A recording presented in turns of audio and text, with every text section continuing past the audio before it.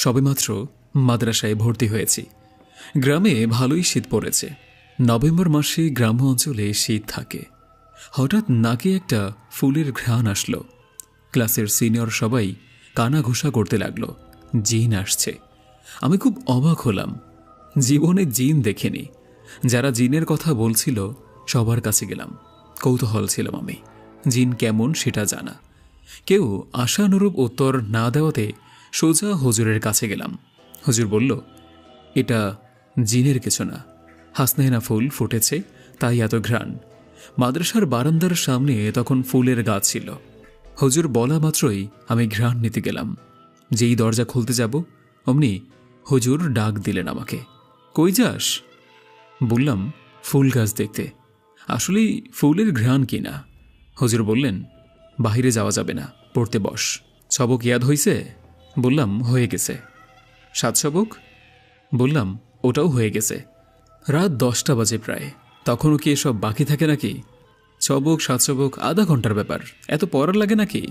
মনে মনে বললাম, কারণ পড়তে বসে আগেই সবক রেডি করি, যেন কোর্টটি খেলতে পারি। আমার বন্ধু রেজাউল, দুজন একসাথে হাফেজ হই। ওকে বললাম, আজকে জিন দেখতে যাব, যাবা? বলল, না। ও আবার খুব ভীতু ছিল, গলায় একটা তাবিজও পড়ত। ওটা নাকি বিছানায় মোতা বন্ধের তাবিজ। অথচ বয়স আমার চেয়ে 2-3 বছরের বড় হবে। কোনোভাবেই রেজাউলকে রাজি করাতে পারলামই না। ইতিমধ্যে ছুটি হয়ে গিয়েছে। ঠিক 10টায় ছুটি হয়ে যায়। এরপর সবাই বেডিং বিছিয়ে ঘুমিয়ে যায়। আমার আর রেজাউলের বেড পাশাপাশি হওয়ায় না ঘুমিয়েও গল্প করতাম। সেদিন মুখেই শুধু জিনের কথাই আসছিল। আমার ইচ্ছা আমি বাহিরে যাব। আসলেই হাসনাহেনার ঘ্রাণ নাকি জিন, এটা দেখবই আমি। রেজাউলকে ফুসলিয়ে রেডি করলাম, আজ যাবই জিন দেখতে। অথচ হুজুর সবাইকে বলে দিয়েছে আজ রাতে কেউ বাহিরে যাইবা না, গেলে সাথে হুজুরকে নিয়ে যেতে। এই কথাটাই আমার কৌতূহল বাড়িয়ে দিয়েছিল। রাত তখন 11টা বাজে প্রায়। তখন চুপি চুপি নিঃশব্দে দরজা খুলে দুজনে বেরিয়ে গেলাম। বারান্দার দক্ষিণ পূর্ব কোণায় হাসনাহেনা গাছ। গাছে আসলেই ফুল ধরেছে। চোখ বন্ধ করে ঘ্রাণ নিতে লাগলাম। কি সুন্দর ঘ্রাণ, যেন মন জুড়িয়ে যায়। আগে কখনো এমন ঘ্রাণ পাইনি আমি। লোকে বলে ঘ্রাণ নেওয়ার সময় চোখ কান বন্ধ রাখতে হয়, তাহলে ঘ্রাণের গভীরতা বোঝা যায়। সম্ভবত ওটা রজনীগন্ধা ছিল। হঠাৎ বিকট শব্দে চেঁচিয়ে বলে উঠল এক মেয়ে, আমার ফুলে হাত দিয়েছে কে? তাকিয়ে দেখি দূরে একটা মেয়ে দাঁড়িয়ে আছে। এত রাতে মেয়ে এখানে কিভাবে? তখন বয়স মাত্র 12 হবে। আজেরা কোনো চিন্তাও মাথায় নেই, শুধু এটাই চিন্তা, এত রাতে মেয়ে এখানে কেন? দেখলাম মেয়েটার ফর্সার ত্বকের উজ্জ্বলতা এখান থেকে স্পষ্ট বোঝা যাচ্ছে। গায়ে সাদা ফ্রক টাইপের জামা, কানগুলো স্বাভাবিকের চেয়ে একটু লম্বা। এক কথায় সুন্দরী রমণী। আমি বাচ্চা মানুষ, আমার কোনো ফিলিংস নাই। কিন্তু রেজাউল আমার থেকে 2-3 বছরের বড় হওয়ায় ওর কোনো ফিলিংস জেগেছিল কিনা জানি না। পাশে খুঁজতে লাগলাম, দেখি রেজাউল নেই। আমাকে রেখে মেয়ের দিকে অনেক দূর এগিয়ে গিয়েছে সে। হয়তো কোনো এক মোহনী শক্তি তাকে টেনে নিয়ে যাচ্ছে। সেই মায়া এতটাই বিভোর যে আমি ডাকলাম তবুও শুনল না। অথচ ও ভূতের ভয়ে হিসু করতেও বের হয় না রাতে। মেয়েটা দাঁড়িয়েছিল মাদ্রাসার উত্তর পূর্ব দিকে টয়লেটের ওখানে। রেজাউল ক্রমশই এগিয়ে যাচ্ছে সেই দিকে। আমি পিছন থেকে ডেকেই যাচ্ছি, ওর সেদিকে খেয়ালই নেই। একসময় ঘরের আড়ালে চলে গেল মেয়েটা। আমি যে গিয়ে ওকে ধরে আনবো সেই খেয়াল আসেনি মাথায়। কয়েক মিনিট হয়ে গিয়েছে। ততক্ষণে আমিও বোধহয় কোনো মায়ার রেশ কাটিয়ে উঠেছি। মুহূর্তেই মনে পড়ল হুজুরকে ডাক দেওয়া দরকার। জলদি ডাকলাম হুজুরকে। বললাম, রেজাউল ওইদিকে চলে গিয়েছে। কেন? একটা মেয়ে ছিল ওখানে, সেদিকে গিয়েছে। হুজুর জলদি লাইট নিয়ে দৌড়ে বের হলেন। ততক্ষণে আমার চিল্লানোতে বড় ছাত্ররাও উঠে পড়েছে। তারাও দৌড়ালো হুজুরের সাথে। গিয়ে দেখি রেজাউলকে কোলে নিয়ে আছে সেই মেয়ে। আমাদের দৌড়ানো দেখতে টয়লেটের পিছনে গিয়ে লুকায়। হুজুর গিয়ে রেজাউলকে ধরল। আমরা দৌড় দিলাম মেয়েকে ধরার জন্য। মাত্রই টয়লেটের পিছনে গেল, আর খুঁজে পেলাম না। ফিরে এসে দেখি রেজাউল মাটিতে পড়ে আছে, অজ্ঞান অবস্থায়। ডান হাতে একটা দাগ। সারা শরীরে মাছের আষ্টের গন্ধে ভরে আছে।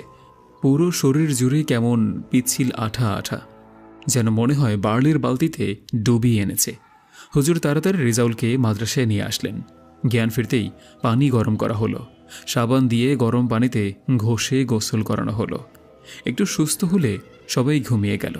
আমি শুধু একটা চিন্তা মাথায় নিয়ে রইলাম, মেয়েটা কে? রেজাউলকে কোলে নিয়েছিল কেন? ওর হাতে কামড় দিল কে? গায়ে এমন পচা আঠা আসলো কোথা থেকে? সকালে জানলাম ওটা একটা পেতনি ছিল। সেজন্যই রাতে হুজুর আমাদের বের হতে মানা করেছিল। রেজাউলকে জিজ্ঞেস করলাম গত রাতের কথা। বলল ওর কিছুই মনে নেই। হুজুর আমাকে আলাদা ডেকে নিয়ে বলল, প্রতি বছর এই রাতে এমন হয়ে থাকে, তাই সাবধান থাকতে হয়। নেক্সট টাইম যেন এমন না করি। আমি তারিখটা লিখে রাখলাম, 11/11/2011, সপ্তাহের শেষ দিন, বৃহস্পতিবার। নেক্সট টাইম অবশ্যই পেতনি দেখতেই হবে। সেদিনের পরে পেতনি দেখার ইচ্ছাটা খুব বেশি করে জেগেছিল। তার চেয়েও বেশি আগ্রহ জাগে পেতনি কি, কোথায় থাকে, কি করে, কি খায়, সবসময় দেখা যায় না কেন, এইসব ইত্যাদি। এই বিষয়গুলো সেদিনের পর থেকে হুজুর আমাকে কড়া নজরে রাখতেন। হুজুর যদি শের হয় তবে আমিও সোয়া শের, তাই না? হুজুরের নজর ফাঁকি দিয়ে মাঝে মধ্যেই রাতের বেলা বাহিরে চলে যেতাম পেতনির খোঁজে। সিনিয়রদের জিজ্ঞেস করলাম, পেতনি আসলে কি? সাইফুল নামের একজন ছেলে ছিল, বয়সে আমার চেয়ে অনেক বড়, তবে পড়ায় আমার থেকে জুনিয়র। সাইফুল বলল, পেতনি হইল জিনের মেয়ে। ওরা সারা রাত মাঠে ঘাটে ঘুরে বেড়ায়। ঝিঝি পোকা যেমন আলো নিয়ে ঘোরে, তেমনই আলো থাকে ওদের। সারা রাত এভাবে ঘুরে ঘুরে গু খায়। কি গু খায়? ওয়াক! আমার ঘেন্না দেখে সাইফুল বলল, এমন করলে আর বলবো না। তারপর কোনোভাবে বুঝিয়ে সুঝিয়ে রাজি করালাম। তুমি কিভাবে জানলে যে ওরা গু খায়? সাইফুল শুরু করল তার পুরাতন অভিজ্ঞতা। আমি তখন অনেক ছোট। আব্বু পল্টনের ডিপ মেশিন ড্রাইভার ছিল। সারা রাত জেগে খেতে পানি দিতে হতো। মাঝে মধ্যেই আব্বুর সাথে আমি পল্টন পাড়ে বসে থাকতাম। তখন কারেন্ট এত আসে নাই, তাই পল্টনগুলো তেলেই চলত। তেল ফুরিয়ে গেলেই বাজার থেকে তেল আনতে যেতে হতো, তাই একেবারেই ঘুমানো যেতই না। একটা হারিকেন বাঁধার খুঁটি ছিল, সেখানে হারিকেন বেঁধে মাটিতে পাটি বিছিয়ে কাঁথা মুড়ি দিয়ে শুয়ে থাকতাম। কখনো ঘুমিয়ে যেতাম, আবার কখনো জেগে জেগে আব্বুর গল্প শুনতাম। সেদিনও এমন গল্প শুনতেছিলাম। হঠাৎ আব্বু চিল্লানি দিয়ে বলে উঠল, সাবধান, এদিকে আসবি না। আমি চমকে গেলাম, এভাবে চিল্লানি দিল কেন? আব্বু দেখালো, ওই দেখ, ওটা পেতনি। দেখলাম ছোট্ট একটা কুপি বাতির মতো হাতে নিয়ে পুরো মাঠ ঘুরে বেড়াচ্ছে একটা সাদা কাপড় পরা মেয়ে। আব্বু তাড়াতাড়ি করে একটা বিড়ি ধরালো, বলল, বিড়ি থাকলে ওরা ভয় পায়। পেতনিটা একটু পরপর মাটিতে বসে পড়ছিল, আবার ভেসে ভেসে ঘুরে বেড়াচ্ছিল। এমন করছে কেন? তখন আব্বু বলল, ওরা ব্যাং, সাপ, পোকামাকড় এসব ধরে ধরে খায়। এখন তো খেতে পানে, তাই শুকনো মানে গোবর এইসব খাচ্ছে। ওরা কোথায় থাকে? আমার কৌতূহল বেড়েই গেল। ওরা ঝোপঝাড়, বাঁশঝাড়, জঙ্গল, পুকুর পাড়, তেঁতুল গাছ, গাব গাছ, অশ্বত্থ গাছ, শ্মশান, কবরস্থান এসব জায়গাতেই থাকে। সেখানে থেকে কি করে? আল্লাহ ওদের খাবার রেখেছে হাড্ডি, কয়লা, গোবর, পোকামাকড়ের মাঝে। ওরা ওখানে থেকে এসব খোঁজে। কবরে থেকে কি করে? মানুষের হাড্ডি খায়। দিনে কোথায় যায়? দিনে ওরা ঘুমায়। পেতনিরা নিশাচর, তাই দিনে ঘুমায়, রাতে বের হয়। আমি হা করে শুনছিলাম সাইফুলের কাহিনী। জিজ্ঞেস করলাম, এরপর আরও পেতনি দেখেছে কিনা? বলল, অনেকবার দেখেছে। ওদের মধ্যে যারা একটু সুন্দরী হয় তাদেরকে মানুষ পরী বলে, অথচ পরী আর পেতনি একই। ওরা সবাই গু খায়। ওদের লম্বা লম্বা কান, নাক ভোঁচা, আর ভালো করে কথাও বলতে পারে না। সাইফুলরা আহলে হাদিস ছিল। ওরা যা বলে সব নাকি সত্য, আর হাদিসেও নাকি এমন বলা আছে পেতনিদের কথা। আমি ওর কথা বিশ্বাস করলাম। এভাবে মাঝে মধ্যেই সাইফুলের কাছে গিয়ে 2-4 জনের রেহাল সামনাসামনি ঠেকিয়ে সবক শোনানোর নাম করে ফিসফিসিয়ে গল্প করতাম। পেতনি দেখার আগ্রহ কমে গিয়ে ক্রমশ সেটা পরেই দেখার আগ্রহে পরিণত হতে লাগলো। দেখব যখন, তখন সুন্দরীটাই দেখব, নভেম্বর মাস, মাদ্রাসায় মাহফিল হবে ডিসেম্বরে। সে উপলক্ষে বাঁশ কালেকশন করতে হয়, অনেকগুলো বাঁশ জড়ো করতে হয়, সেগুলো বিক্রি করে অনেক টাকা জমা হয়। মাদ্রাসার লিল্লাহ ফান্ডে যেত ওসব টাকা। মাহফিলের সিজন আসলে আমাদের আনন্দ ঈদের চেয়েও বেশি মনে হতো। প্রায় 1 মাস ছবক বাদে আর কোনো সাতছবক আমুক্তা এসব কিছুই থাকতো না। ছবকটা কোনোরকম মুখস্থ করে বসে বসে গল্প করতাম, কাহিনী শুনতাম, সারাদিন ঘুরে ঘুরে বাঁশ কাটতাম, কালেক্ট করতাম।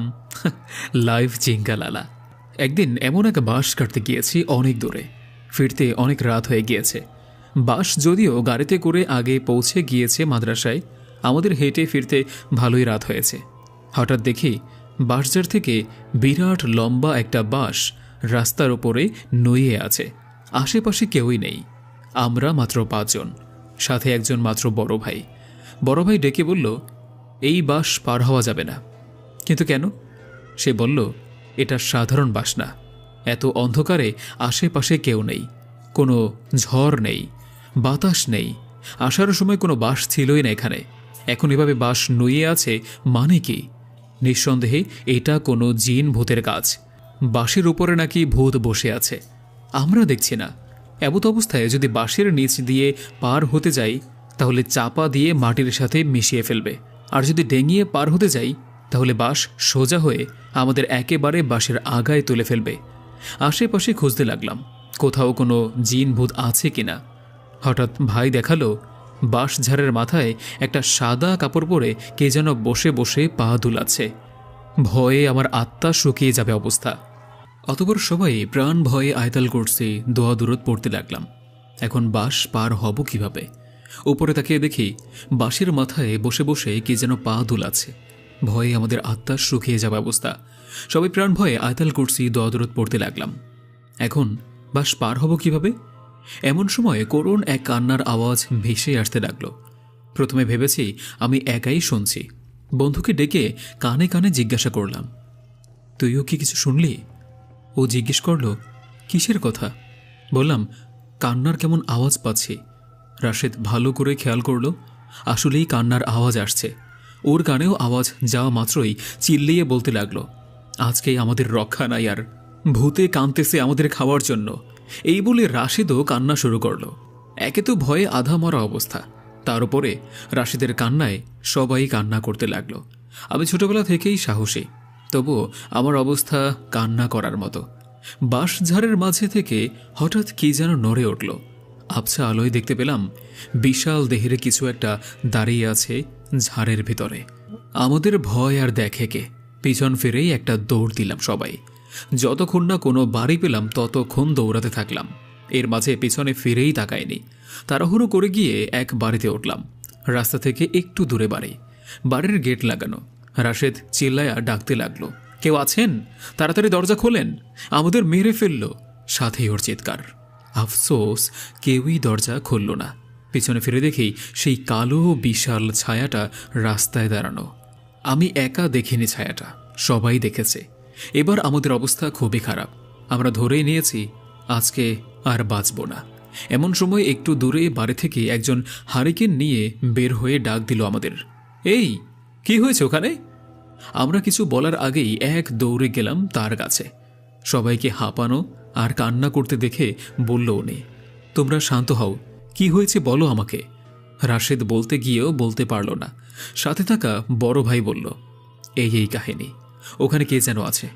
হারিকেনওয়ালা মুরব্বী চাচা বলল, জায়গাটা ভালো না, তোমরা এত রাতে মেইন রোড বাদ দিয়ে এই রাস্তায় আসছো কেন? হ্যাঁ? বললাম, এই রাস্তা শর্টকাট, তাড়াতাড়ি চলে যাব মাদ্রাসায়, সেই জন্যই আসছে। মুরব্বী চাচা বলল, ওখানে যে বটগাছটা দেখেছ, 2 দিন আগে ওই গাছে এক ছেলে ফাঁসি দিয়ে মারা গিয়েছে। তোমরা এই রাস্তায় এসে ঠিক করো নাই। লোকটাকে বললাম, আজকে আমরা আপনার বাড়িতে থাকি, কাল সকালে মাদ্রাসায় চলে যাব। মুরব্বী বললেন, এখানে তো থাকা যাবে না, চলো তোমাদের মেইন রোডে গিয়ে পৌঁছে দিয়ে আসি। আমরাও সহমত হলাম। মেইন রোড ওখান থেকে অনেক দূরে ছিল, হয়তো পিছনে ফিরে যেতে হবে, নয়তো পূবের জঙ্গল আর বাইদ পার হয়ে মেইন রোডে উঠতে হবে। লোকটি বলল, চলো বাইদের রাস্তা ধরেই যাওয়া যাক। আমরাও সাথে সাথে যাওয়া শুরু করলাম। মুরব্বী চাচার হাতে যেহেতু হারিকেন, তাই চাচাকে আগে দিলাম। ততক্ষণে বড় ভাইয়ের ম্যাচ লাইটের আলো প্রায় শেষ হয়ে গিয়েছে। বেশি দূর যেতে পারেনি। পাশের এক বাঁশঝাড়ের মাথায় দেখলাম আগুন ধরেছে। মুরব্বিকে বললাম, ওই দেখুন, বাঁশের মাথায় আগুন। মুরব্বি বলল, ওটা আগুন না, ওসব এই ভূতের কারসাজি, তোমাদের ভয় দেখাতে চাচ্ছে। আমরা যখন চালা মানে উঁচু জায়গা থেকে বাইরের দিকে নামতে যাব, তখন দেখলাম দূরে সাদা কাপড় পরে কে যেন হেঁটে যাচ্ছে। রাশেদ চিল্লায়া বলতে লাগলো, ওই দেখো, আমাদের দিকে আসতেছে। মুরব্বি ধমক দিয়ে বলল, চিল্লাও না একদম, ওরা আমাদের কিছুই করতে পারবে না। এটা আমার এলাকা, চুপচাপ আমার পিছনে আসো। আমরা চুপচাপ পিছনে লাইন ধরে যেতে লাগলাম। সবার পিছনে বড় ভাই। কিন্তু মুরব্বির কথাটা শুনে আমার কেমন সন্দেহ হলো। আমার এলাকা মানে ভূতের সাথে উনি পারবেন? বাইত পার হয়ে আবার নতুন চালায় উঠলাম যখন, তখন দূর থেকে একজনের লাইট ধরল। কালো কালো বিদেশি লাইটগুলো, ওগুলোর অনেক আলো হয়। হয়তো রাশিদের আগের চিল্লানির আওয়াজ শুনেছে। রাতের বেলায় আওয়াজ অনেক দূর যায়। আমরা সবাই তার দিকে তাকিয়ে আছি। এমন সময় মুরব্বি বলল, যিনি লাইট ধরেছেন ওনার সাথে যাও তোমরা। আমি আর সামনে যাব না। উনি বাইরেই থেকে গেলেন, চালায় আর উঠলেন না। কারণ জিজ্ঞেস করলেও কোনো উত্তর পেলাম না। আমরা তাড়াতাড়ি করে চলতে শুরু করলাম। একটু দূরেই চলে আসছি। অতঃপর কি মনে করে যেন পিছনে তাকালাম। তাকাতেই দেখি সেই বিশাল কালো ছায়াটা আবারও আমাদের পিছনে। মুরব্বী লোকটা আর কোথাও নেই। পিছনে তাকাতেই দেখি সেই বিশাল কালো ছায়াটা আবারও আমাদের পিছনে। মুরব্বী লোকটা আর কোথাও নেই। দিলাম এক দৌড়। আমাকে দৌড়াতে দেখে বাকি সবাইও দৌড়াতে লাগলো। দৌড়াতে দৌড়াতে জিজ্ঞেস করলো যে কি হয়েছে। আমি বললাম, কালো ছায়াটা আবারও পিছনে এসেছে, বাঁচতে চাইলে সবাই দৌড়াও। প্রাণপণে দৌড়ে কোনোরকমভাবে লাইটওয়ালা চাচার কাছে চলে আসলাম। চাচা বলল, আর দৌড়াতে হবে না, তোমরা শান্ত হও। আমি বললাম, পিছনে সেই কালো ছায়া। আমাকে থামিয়ে দিয়ে লাইটওয়ালা চাচা বললেন, আমি দেখছি সব, আগে বাড়িতে চলো। এই বলে আমাদের সবাইকে বারের ভিতর নিয়ে গেলেন। বারের ভিতরে ঢুকিয়ে গেটটা বন্ধ করে দিলেন আর বললেন, তোমরা নিশ্চিন্ত থাকো, এখানে কেউ আসবে না। তখন বললাম, একটা মুরব্বী লোক আমাদের পশ্চিমের চালা থেকে বাইত পার করে দিয়ে এই চালা পর্যন্ত এগিয়ে দিয়েছে। চাচা বলল, হ্যাঁ দেখেছি আমি, কিন্তু ওনাকে আর দেখলাম না কেন? চাচা বললেন, তোমরা কেউ ওনার গায়ে থেকে কোনো ঘ্রাণ পেয়েছ? আমি বললাম, হ্যাঁ পেয়েছি, কেমন একটা রজনীগন্ধা ফুলের ঘ্রাণ ছিল। ওনার ছায়া দেখেছ? রাতের বেলায় ছায়া আসবে কোত্থেকে? ওনার সাথে দেখা কোথায়? পশ্চিমের চালায় কোঠাঘরওয়ালা বাড়ির সামনে। এরপর লাইটওয়ালা চাচা যা বললেন, আমাদের সবার লোম দাঁড়িয়ে গেল। আবার তোমরা যাকে দেখেছ উনি কোনো মানুষ না, উনি ওই বাড়ির পাহারাদার জিন। কথাটা শুনে আমরা যেন আকাশ থেকে পড়লাম।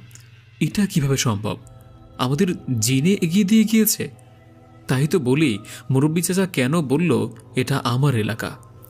এবার আমার সন্দেহ সত্য প্রমাণিত হলো। চাচা বললেন, ওই বাড়িতে গিয়েছিলে তোমরা? বললাম, না যায়নি, আমরা ওখানেই থাকতে চাইলেও উনি থাকতে দেননি। চাচা বললেন, উনি ওই বাড়ির মালিক না, না হলে ঠিকই থাকতে দিতেন। উনি খুব ভালো চেন। ওই পুরো চালা আর বাইদের আশেপাশে সব দেখভাল করেই উনি। এইসব কথা তখন না বুঝলেও অনার্সে যখন নাসাই শরীফের ক্লাস করি তখন ব্যাপারটা ক্লিয়ার হয়েছে ভালোভাবে। এরপর লাইটওয়ালা চাচা আমাদের পানি দিলেন। সবাই হাত মুখ ধুয়ে নিলাম। কিছুক্ষণ জিরিয়ে সবাই মাদ্রাসার উদ্দেশ্যে রওনা দিলাম। চাচা আমাদের মেইন রোড পর্যন্ত পৌঁছে দিলেন। মেইন রোডে এসেও আমরা ভয় পেতে লাগলাম। চাচা বললেন, তোমরা যদি যেতে না পারো তবে বলো, আমি এগিয়ে দিয়ে আসি মাদ্রাসা অবধি। বড় ভাই বলল, আমরা যেতে পারবো চাচা। উনি বললেন, হুজুরকে কল দিয়ে এসব জানাবেন, আপনাকে আর কষ্ট করতে হবে না। আমরা সালাম দিয়ে বিদায় নিলাম। মাদ্রাসায় পৌঁছাতে পৌঁছাতে রাত 11টা পার হয়েছে। কোন দিক দিয়ে এত সময় চলে গিয়েছে টেরই পেলাম না। মাদ্রাসায় গিয়েই দেখি হুজুর দাঁড়িয়ে আছে। সবাইকে বললেন, আগে গোসল কর, তারপর রুমে ঢুকবি। শীতের মধ্যে ঠান্ডা পানি দিয়ে গোসল করতে কারোই সম্মতি নাই। হুজুর বললেন, এটা তোদের ভালোর জন্যই। যেই রাস্তায় ঘুরে আসছিস, যেভাবে ঘুরে আসছিস ওভাবে আসা উচিত হয় নাই। আগে ভালো করে গোসল কর, পরে কথা। কষ্ট হলেও আমরা সবাই সাবান দিয়ে ভালোভাবে গোসল করে নিলাম। তারপর রুমে ঢুকলাম। দেখি বড়রা প্রায় সবাই জেগে আছে, অথচ 10টায় ছুটি হয়। এতক্ষণ সবাই ঘুমে তলিয়ে যাওয়ার কথা, কিন্তু কেউ আমাদের কিছু জিজ্ঞেস করল না। বুঝলাম হুজুর হয়তো জিজ্ঞেস করতে মানা করেছে। আমাদের বেডিং ঠিকঠাক করে রাখছে ওরা। শরীর খুব ক্লান্ত, শোবার পরেই ঘুমিয়ে পড়লাম। অন্যদিন 3:30টায় ঘুম থেকে তুলে দেয় সবাইকে। সেদিন আমাদের ডাক দেয়নি কেউ। যখন ফজরের আজান দেয় তখন ডাক দিল। উঠে অজু করে ব্রাশ করে ফজরের নামাজ পড়লাম। নামাজের পরে মোহতামিম হুজুর আসলেন। এসেই আমাদের ডাকলেন, গত রাতের কাহিনী জিজ্ঞেস করলেন। সব কিছু মোটামুটি বিস্তারিত বলার পরে হুজুর বললেন, বাঁশের আগায় ওটা কোনো মহিলার ওড়না ছিল। হুজুর নাকি সকালে দেখতে গিয়েছিলেন ওখানে, অথচ আমরা সবাই দেখেছি কে যেন বসে আছে। কিন্তু হুজুর আশ্বস্ত করলেন যে ওটা কোনো একটা ছেঁড়া ওড়না ছিল। সকালে হুজুর দেখেছেন। বাধ্য হয়েই হুজুরের কথা মানতে হলো। কিন্তু আমার মনে সন্দেহ, হুজুর কি আমাদের ভয় ভাঙাতে এমন বলছে, নাকি আসলেই ওড়না ছিল? দিনের বেলা একবার যেতেই হবে আমাকে।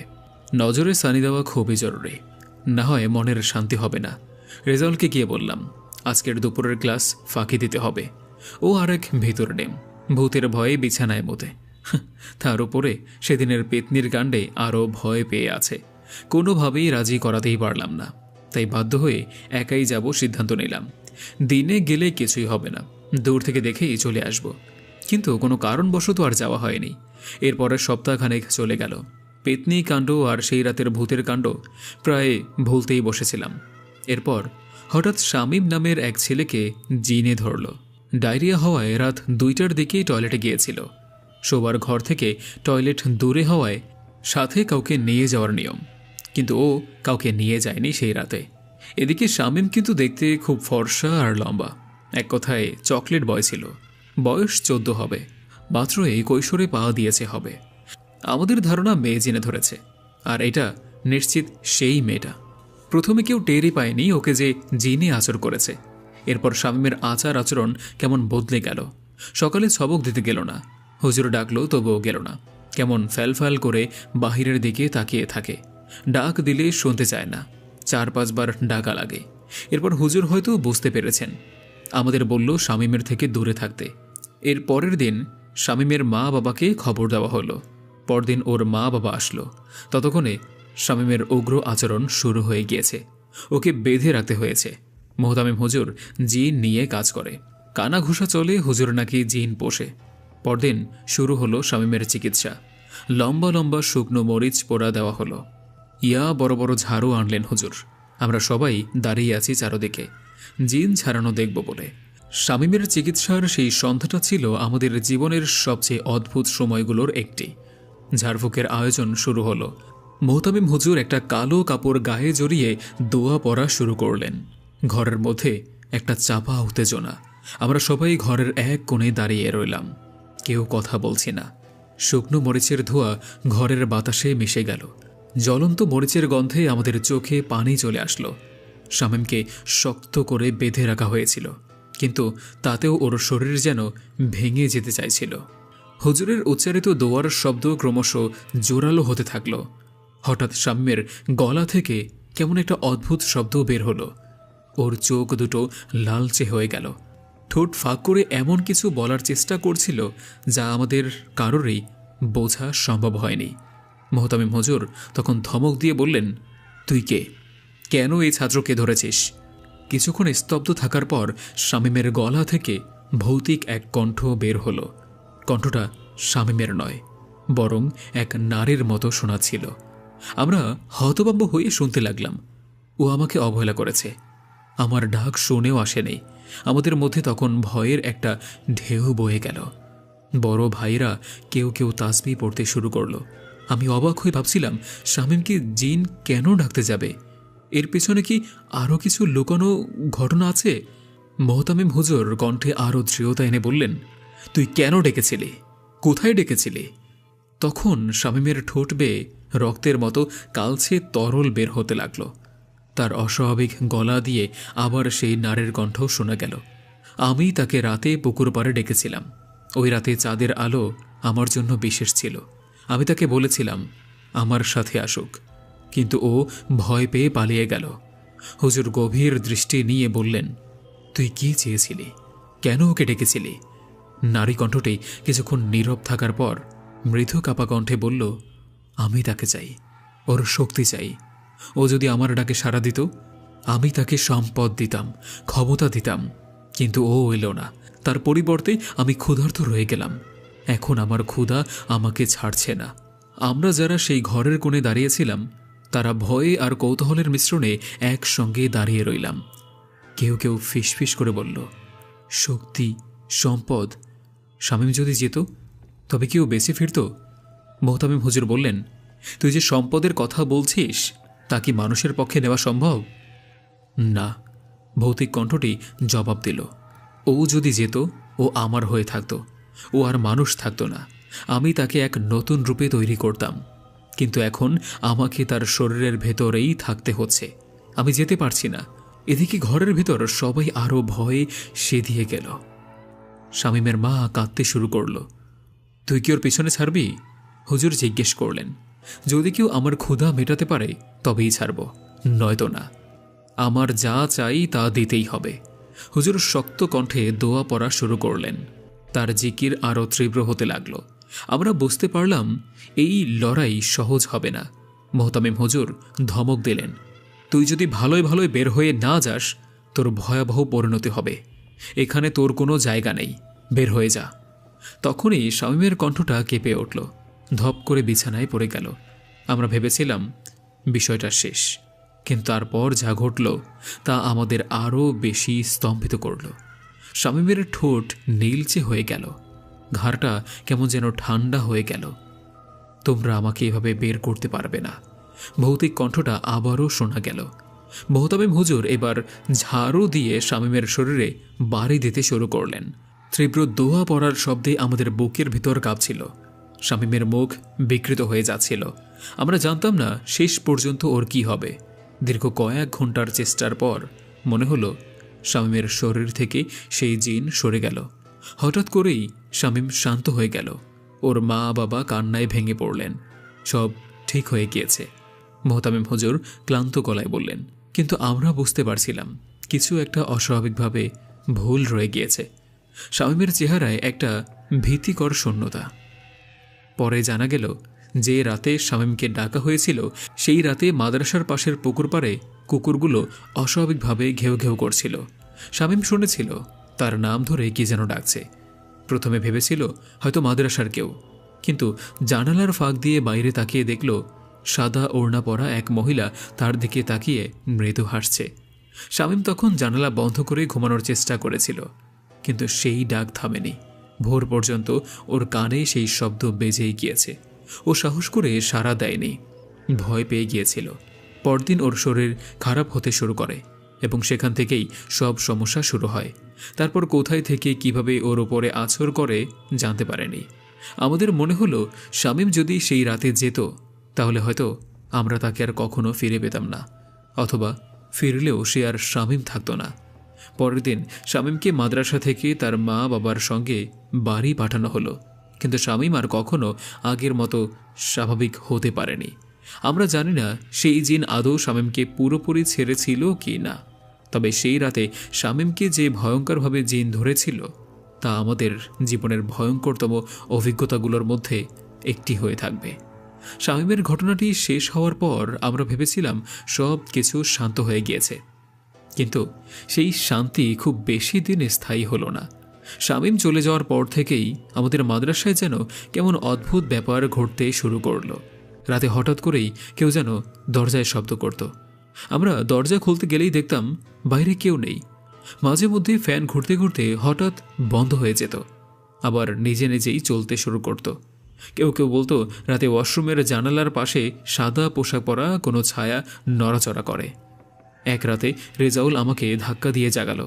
তার মুখে ভয় ফুটে উঠেছে। খুরশিদ ওঠ, ফ্যানটা বন্ধ হয়ে গেছে। দেখি কেউ যেন জানালার বাইরে দাঁড়িয়ে আছে। আমি আলগোছে উঠে জানালার দিকে তাকালাম, কিন্তু কিছুই দেখতে পেলাম না। রেজাউল পাগলের মতো কাঁপছে। তুই কি দেখলি? আমি জিজ্ঞেস করলাম। রেজাউল কাঁপতে কাঁপতে বলল, একজন সাদা ওড়না পরা মহিলা। ও এমনভাবে তাকাচ্ছিল যেন কিছু বলতে চায়। আমি উঠে বসতেই মিলিয়ে গেল। আমার মনে তখন আবার সেই রাতের মুরব্বী লোকটার কথা মনে পড়ল। তবে কি এটা আবার সেই জিন নাকি নাকি আরেকটি নতুন কাণ্ড? এরপর থেকে মাদ্রাসার অন্যান্য ছাত্ররাও বলতে শুরু করলো রাতে কেউ তাদের ডাক দেয়, কেউ আবার দেখে টেবিলের বইপত্র এলোমেলো হয়ে পড়ে আছে। মোহতামিম হুজুর অবশ্য এসব নিয়ে বেশি কিছু বলেননি, কিন্তু আমরা সবাই জানতাম এখানে কিছু একটা অস্বাভাবিক ঘটছে। এক রাতে হঠাৎ আমাদের ঘরের দরজা সজোরে খুলে গেল। আমরা সবাই ভয়ে চুপ হয়ে গেলাম। কোনো বাতাস ছিল না, কোনো বাতাস ছিল না, তবুও দরজা এমনভাবে খুলে গেল যেন কেউ সেটা টেনে খুলেছে। রাত প্রায় ৩টা। রেজাউল আবার আমাকে জাগালো। এইবার ওর চোখে ভয় নয়, কেমন একটা আতঙ্ক। ওঠ, ঘরের বাইরে কেউ দাঁড়িয়ে আছে। আমি সাহস সঞ্চয় করে দরজার দিকে এগিয়ে গেলাম। দরজার বাইরে কাউকে দেখা গেল না, কিন্তু তখনই আমার চোখ পড়ল মাদ্রাসার খোলা মাঠের দিকে। দূরে একটা ছায়া স্পষ্ট দেখা গেল। একজন সাদা পোশাক পরা মহিলা দাঁড়িয়ে আছে, কিন্তু তার পায়ের কোনো ছাপ নেই। আমি পিছনে ফিরে সবাইকে বলতেই বড় ভাইরা ফ্যান বন্ধ করে তাসবিহ পড়া শুরু করলো। পরিস্থিতি আরও খারাপ হলো পরদিন সকালে। মোহতামিম হুজুর আমাদের 5 জনকে ডেকে পাঠালেন। তোমরা কি কোনো নতুন জায়গায় গিয়েছিলে, কিংবা কোনো নিষিদ্ধ স্থানে? আমরা সবাই চুপ, তবে আমার মাথায় তখনও সেই পশ্চিমের চালার দৃশ্য ভাসছে। আমি সাহস করে বললাম, হুজুর, আমরা সেই রাতে এক চালায় গিয়েছিলাম, কিন্তু সেটা কি আসলেই কোনো সমস্যা? হুজুর গভীর চোখে তাকিয়ে বললেন, তোমাদের ওই রাতে যা ঘটেছে সেটাই সব কিছুর মূল কারণ। তোমরা এমন জায়গায় গিয়েছিলে যেটা মানুষের জন্য নয়। সেখান থেকেই কিছু তোমাদের মাদ্রাসা পর্যন্ত অনুসরণ করেছে। হুজুর ঠিক করলেন মাদ্রাসার চারপাশে দোয়া পড়ে ঝাড়ফুঁক করা হবে। সবাইকে সেই রাতের ঘটনার জন্য তওবা করতে বললেন। আমরা মাদ্রাসার মাঠে জিকির করতে বসলাম, কিন্তু আমাদের মনেই একটা প্রশ্ন থেকেই গেল। যা কিছু আমাদের তাড়া করে মাদ্রাসা পর্যন্ত এসেছে, সেটা কি আমাদের ছেড়ে দেবে, নাকি এটাই আমাদের জন্য নতুন কোনো বিপদের সূচনা?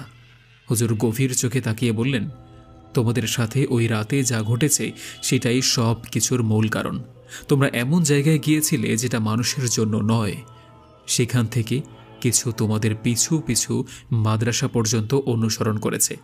হুজুর ঠিক করলেন মাদ্রাসার চারপাশে দোয়া পড়ে ঝাড়ফুঁক করবে। এটাকে জায়গা বন্ধ করা বলে। পরদিন সকালের আলো ফুটবার আগেই মোহতামিম হুজুর আমাদের ডেকে পাঠালেন। মাদ্রাসার বারান্দায় সবাই জড়ো হলো। এক অদ্ভুত চাপা আতঙ্ক যেন পুরো জায়গাটায় ছড়িয়েছিল। কয়েকদিনের এমন নিয়মিত কাহিনীতে ছাত্ররা ভয়ে জড়সড় সবাই। হুজুর কঠিন স্বরে বললেন, আজ থেকে মাদ্রাসার চারপাশে ঝাড়ফুঁক শুরু হবে। তোমাদের সবার দায়িত্ব পালন প্রয়োজন। এই জায়গাটা শুদ্ধ করা না গেলে বিপদ আরও বাড়তে পারে। আমরা কেউই কিছু বলার সাহস করলাম না। একটু পর থেকেই মাদ্রাসার চারপাশে আয়তাল কুরসি, সূরা ইয়াসিন ও অন্যান্য দোয়া পড়া শুরু হলো। মাদ্রাসার বড় ছাত্রদের সবাইকে জড়ো করে পুরো এলাকাটায় পানি ছিটানো হলো। সেই পানিতে পুদিনা পাতা, বড়ই পাতা আর কালো মরিচের গুঁড়ো মিশানো ছিল। ঘরের প্রতিটি কোণেও একই প্রক্রিয়া চলল। ঝাড়ফুঁকের সময় আমরা সবাই যে যার রুমে থাকতাম, তবে ঘরের ভেতরেও যেন বাতাস থমথমে হয়ে গেল। কিছুক্ষণ পর পাশের ঘর থেকে একজনের চিৎকার শুনতে পেলাম। আমরা দৌড়ে গিয়ে দেখি এক ছাত্রের চোখ উল্টে গিয়েছে, আর সে দম বন্ধ হয়ে আসার মতো কাঁপছে। মোহতামিম হুজুর দ্রুত তার কাছে গিয়ে দোয়া পড়া শুরু করলেন। ধীরে ধীরে ছেলেটি শান্ত হলো, কিন্তু তার চোখে কেমন একটা অদ্ভুত শূন্যতা থেকে গেল। ফ্যাল ফ্যাল করে তাকিয়ে আছে সিলিংয়ের দিকে। হুজুর আমাদের দিকে তাকিয়ে বললেন, এখানে শুধু ঝাড়ফুঁক যথেষ্ট নয়, আমাদের ওই জিনকে তার আসল রূপে হাজির করতে হবে। ওর সাথে সরাসরি কথা না বললে সমস্যার সমাধান হবে না। ঝাড়ফুঁকের কাজ শেষ হওয়ার পর হুজুর সিদ্ধান্ত নিলেন জিনকে সামনে আনার চেষ্টা করবেন। তিনি সবাইকে সাবধান করে বললেন, এই প্রক্রিয়া ঝুঁকিপূর্ণ। যদি কোনো ভুল হয় তবে মাদ্রাসার সবাই বিপদে পড়তে হবে।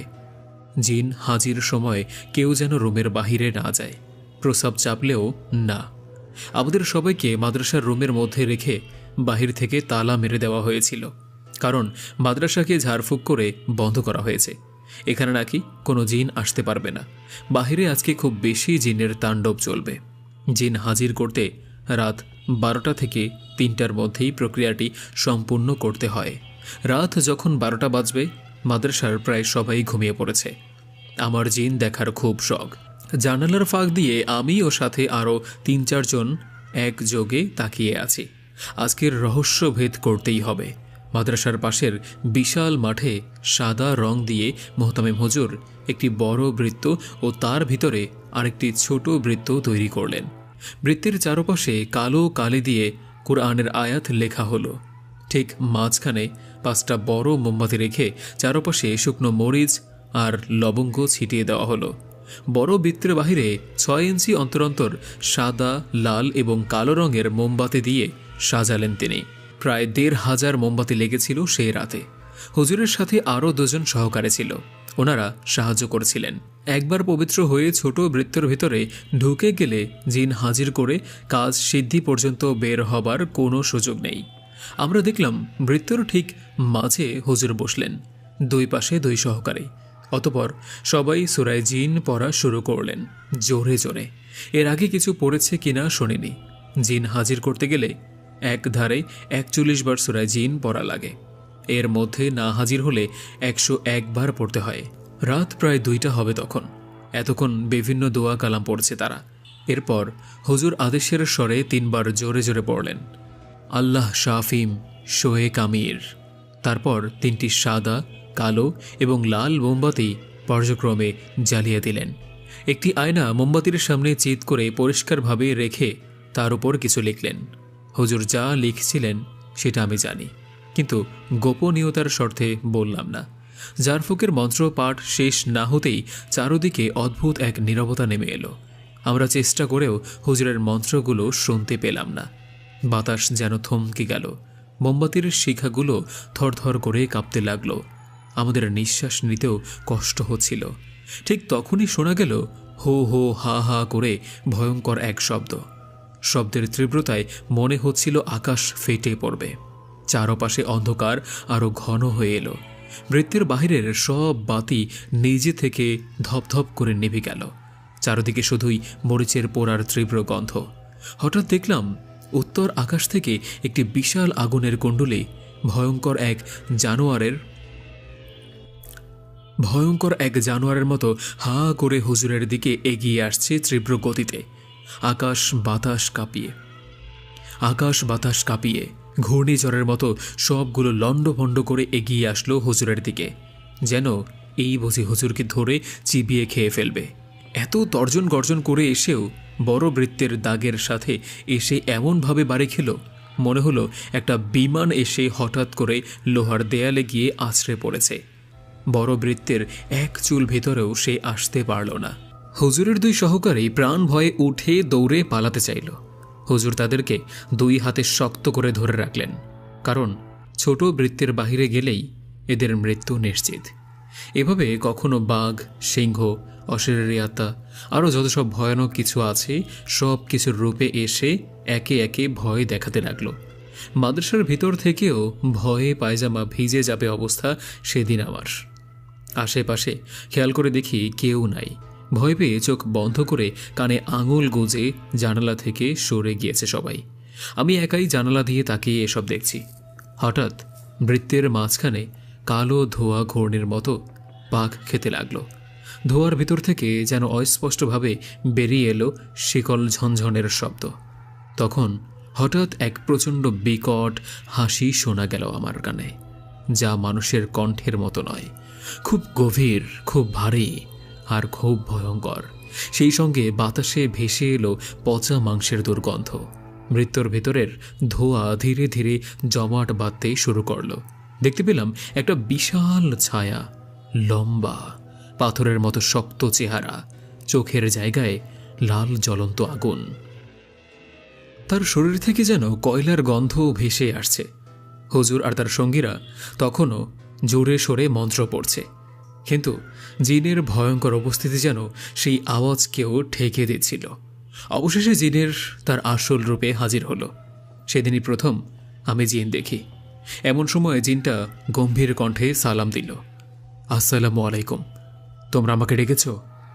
তোমাদের সাহস হলো কি করে জিনের সর্দারকে ডাকার? জানো এর মূল্য কি দিতে হবে তোমাকে? আমাকে সন্তুষ্ট না করতে পারলে এই মাদ্রাসা কবরস্থানে পরিণত হবে। মাদ্রাসায় বিরক্ত করা জিন হাজির করতে গিয়ে ভুলে জিনের বাদশাহ হাজির। এখন উপায়? সেদিনই প্রথম আমি জিন দেখি। জিনের বাদশার সালামের উত্তর দিতে হুজুর কাপা কণ্ঠে বললেন, ওয়ালাইকুম আসসালাম রহমতুল্লাহি অবরাকাত। আমরা এখানে শুধু জানতে চাই তুমি কার কথায় আমাদের উপর বিরক্তি প্রকাশ করছো। জিনের বাদশাহ থমথমে গলায় বলল, তোমরা এমন স্থানে পদার্পণ করেছ যে জায়গাগুলো মানুষের জন্য নিষিদ্ধ করা হয়েছে, যেখানে আমার এক সেনাপতি কর্তব্যরত ছিল। তোমরা আমার রাজ্যে অনধিকারে প্রবেশ করেছ, এর প্রতিশোধ নেওয়া হবে। তখন আমার মনে পড়ল, সেদিন রাস্তা দিয়ে আসার সময় মামুন একটা হাড্ডির ছোট স্তূপ দেখতে পায়। লাথি মেরে সেটা ভেঙে ফেলে। একটা বড় হাড্ডির টুকরো ফুটবলের মতো লাথি মারতে মারতে রাস্তা দিয়ে নিয়ে আসছিল। আমার আশঙ্কা হলো এটাই তবে সেই অপরাধ। মাদ্রাসায় পড়েছি, হাড্ডি, কয়লা, শুকনো গোবর দিয়ে ঢিলাকুলো করা নিষেধ। এসব নাকি জিনের খাবার। এই ব্যাপারটা মোহতামিম হুজুরকে জানানো হয়নি। হুজুর দৃঢ় কণ্ঠে উত্তর দিলেন, আমরা কোনো ভুল করিনি। আমরা এখানে শুধুই আমাদের ন্যায্য অধিকারের জন্য ডেকেছি। আল্লাহর ইচ্ছায় যা হয় তা আমরা মেনে নেব, কিন্তু আমরা চাই না নিরপরাধ ছাত্ররা এর শিকার হোক। জিনের বাদশাহ বিকট এক হাসি দিয়ে বলল, তোমাদের ক্ষমা চাইবার সময় শেষ। এখন একটাই পথ খোলা, আমাকে সন্তুষ্ট করো, নইলে তোমাদের কপালে যা আছে তা এড়ানো যাবে না। মোহতামিম হুজুর মন্ত্রপাঠ শুরু করলেন আরও জোরে জোরে। তার দুই সহকারী ভয় পেলেও হাত জোর করে বসে থাকলেন। বৃত্তের চারপাশে বাতাস ভারী হতে শুরু করল। গরম কুয়াশার মতো ধোঁয়া ঘন হয়ে জিনের বাদশার চেহারা আরও স্পষ্ট হয়ে উঠল। ঠিক তখনই পিছন থেকে একটি আর্তনাদ শোনা গেল। ঘরের ভিতর তালাবদ্ধ থাকা এক ছাত্র প্রচণ্ড জোরে চিৎকার দিয়ে উঠল। দৌড়ে গিয়ে তাকিয়ে দেখি এটা সেই মামুন, মাটিতে লুটিয়ে পড়েছে। তার মুখ দিয়ে ফেনা বেরোচ্ছে, মনে হচ্ছিল তার শরীরে কারো প্রবেশ ঘটেছে। জিনের বাদশাহ হেসে বলল, আমি তোমাদের সময় দিয়েছিলাম, এবার দেখো আমার সেনাপতির শক্তি। এরপর সেই ছাত্রের মানে মামুনের গলা দিয়ে অস্বাভাবিক গম্ভীর কণ্ঠে একটি শব্দ বেরোল, মালিকের ইচ্ছায় আমি এসেছি, আমার রাজ্যের অধিকার কেউ কেড়ে নিতে পারবে না। হুজুর তৎক্ষণাৎ সিজদায় পড়ে আল্লাহর সাহায্য চেয়ে বিভিন্ন দোয়া দুরূদ পড়তে লাগলেন। দুই সাগরের একটি বোতল থেকে পবিত্র পানি বৃত্তের দিকে ছিটিয়ে পড়া শুরু করলেন। পানি ছিটানোর সঙ্গে সঙ্গেই সেই ছাত্রের আর্তনাদ আরও বেড়ে গেল। ওদিকে ধোঁয়া যেন বৃত্তের ভিতরে আরও অস্থির হয়ে উঠল। তখনই বাইরে থাকা বাতিগুলো একটি আচমকা জ্বলে উঠল, আর পুরো এলাকা ভয়ানক আলোতে ভরে গেল। একটা বিশাল বড় আগুনের শিকল এসে জিনের শরীরে বেঁধে ফেলল। জিনের বাদশাহ এক চিৎকার দিয়ে বলল, তোমাদের সাহস হলো কিভাবে এভাবে শিকল নিয়ে খেলতে? ঠিক তখনই আমরা জানালা দিয়ে দেখলাম আকাশের দিকে এক ভয়ঙ্কর দৃশ্য। যেন বিশাল কালো ডানাওয়ালা একটি ছায়া মাদ্রাসার দিকে ধেয়ে আসছে। তার পিছনে আগুনের মতো কিছু একটা জ্বলছে। মোহতামিম হুজুর তখন ধীরে ধীরে তার মন্ত্রপাঠ থামিয়ে বললেন, তুমি আল্লাহর সৃষ্টির মধ্যে সামান্য একজন জিন। তোমার মালিকও তিনি যিনি আমার মালিক, আর তোমার চেয়ে আমার শ্রেষ্ঠত্ব ততটাই বেশি যতটা তোমার সাধারণ জিনদের কাছে তোমার। তুমি যদি প্রিয় নবীর খাঁটি উম্মত হয়ে থাকো, তাহলে নবীর এই মাদ্রাসা, এই স্থান ছেড়ে চলে যাও, নইলে আজকের রাতেই তোমার রাজ্যের শেষ রাত হবে। তোমাকে এই বোতলে ভরে ফেলব। হুজুর খুব জাদ্রেল কবিরাজ, মুত্তাকি আর পরহেজগার আলেম ছিলেন। সেজন্যই হয়তো ইচ্ছে করেই সাধারণ জিন না ডেকে জিনের বাদশাকে ডেকেছেন সরাসরি। জিনের বাদশাহ কিছুক্ষণ স্তব্ধ হয়ে থাকল। তার চোখ দুটি আগুনের মতো জ্বলতে লাগল। চোখ থেকে যেন লাভার মতো গলিত আগুন পড়ছে। তারপর সে উচ্চস্বরে বলল, আমি তোমার চ্যালেঞ্জ গ্রহণ করলাম, কিন্তু মনে রেখো, যদি তুমি ভুল করো তবে এর মাসুল সবাইকে দিতে হবে। হুজুর তখন এক ধরনের বিশেষ তাসবিহ হাতে নিলেন। তাসবির প্রতিটি দানা তিনি স্পর্শ করতে করতে কোরআনের বিশেষ আয়াত পড়তে লাগলেন। মাদ্রাসার আশেপাশে বাতাস কাঁপতে লাগল। ঠিক তখনই সেই কালো ডানাওয়ালা ছায়াটি মাদ্রাসার মাথার ওপর এসে থামল।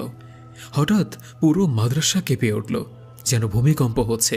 বৃত্তের মাঝখানে থাকা ধোঁয়া ধীরে ধীরে পাতলা হয়ে যেতে লাগল। আমরা জানালা দিয়ে তাকিয়ে দেখলাম জিনের বাদশাহ একরকম আগুনের শিখায় পড়তে শুরু করেছে। তার গলার স্বর ক্রমশই মিলন হয়ে এলো। বাদশাহ কাতর স্বরে বলল, তোমরা আমার উপর জুলুম করতেছ, আগে আমাদের খাবার নষ্ট করেছ, তবুও আমাদেরকেই কষ্ট দিচ্ছ? আশরাফুল মাখলুকাত হয়ে এই তোমাদের ইনসাফ? এই তোমরা প্রিয় নবীর উম্মত? শুধু প্রিয় নবীর ওসিলা দিলে বলে আজ ছেড়ে দিলাম, তবে কথা দিচ্ছি, যদি আমাদের দাবি পূরণ না হয় আমি আবার আসব, সর্বশক্তি নিয়ে আসব। পুরো জায়গা নিস্তব্ধ হয়ে গেল। রাত ৩টা বেজে গিয়েছে। হুজুরও বৃত্তের বাহিরে চলে আসলেন। সকালের আলো ফোটার আগেই আমরা মাদ্রাসার বারান্দায় জড়ো হলাম। সবাই ভীত ক্লান্ত। হুজুর আমাদের দিকে তাকিয়ে বললেন, আজ রাত ছিল আমাদের জন্য পরীক্ষা। আল্লাহর রহমতে আমরা সুরক্ষিত, কিন্তু মনে রেখো, এই জায়গা আর আগের মতো নয়। জিনের কিছু দাবি আছে, সেগুলো পূরণ হওয়া অবধি এখানে সবার সতর্ক থাকতে হবে। আমরা কিছু বলতে পারলাম না, শুধু জানালাম যে ছাত্রটির ওপর জিনের প্রভাব পড়েছিল, তার অবস্থা কেমন। দ্রুত তাকে হাসপাতালে নেওয়া হলো। আমরা ক্লান্ত শরীরে বিছানায় যেতেই ঘুমিয়ে পড়লাম।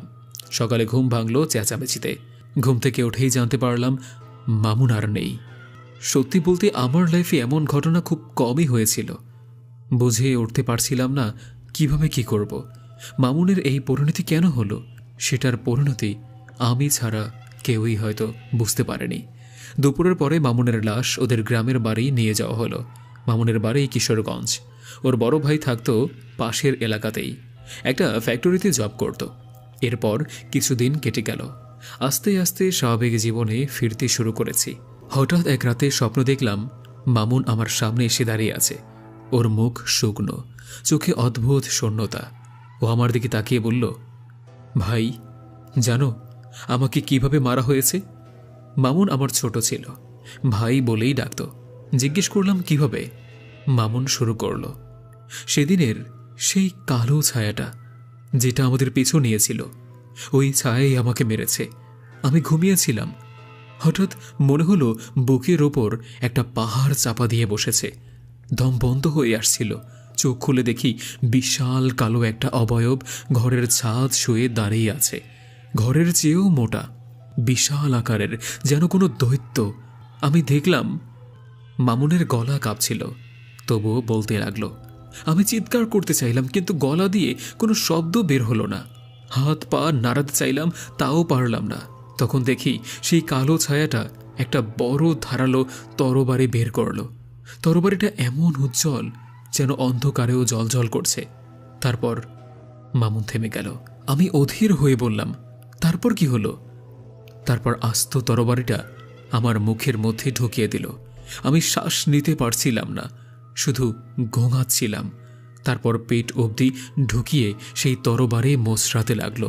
কষ্টটা সহ্য করার মতো ছিল না ভাই। আমি স্বপ্নের মধ্যেই আঁচ করতে পারলাম মামুন কি ভয়ঙ্কর কষ্টই না পেয়েছিল সেদিন। আরও অনেক কিছুই বলল মামুন, শুধু শেষ অংশটা বলি, এই জিনটা আমাকে মারতে এখানে আসেনি খোরশেদ ভাই, ও এসছিল তোমাকে মারতে। কি? আমাকে মারতে? কেন, আমি কি করেছি? অবাক হয়ে প্রশ্ন করলাম আমি। মামুন বলল, সেটা তুমি জানো, তবে তোমার শরীর বন্ধ করা ছিল বলে ঢুকতে পারেনি, আর সেই রাগে আমাকে মেরেছে। কথাটা শুনেই ঘুম থেকে ছিটকে উঠলাম। দেখি আমার পুরো শরীর ঘামে ভেজে গিয়েছে, প্রতিটা চুলের গোড়ায় ঘাম এসে গিয়েছে। ভয়ে কাঁদতে লাগলাম। অনেকক্ষণ এভাবে কান্নাকাটি করে চোখ মুখ মুছতে লাগলাম। যেই মাত্র চোখ থেকে হাত সরালাম, দেখি আমার চোখের ঠিক 6 ইঞ্চি সামনে ও দাঁড়িয়ে। ভয়ে একটা চিৎকার দিলাম। এরপরে আর কিছু জানি না।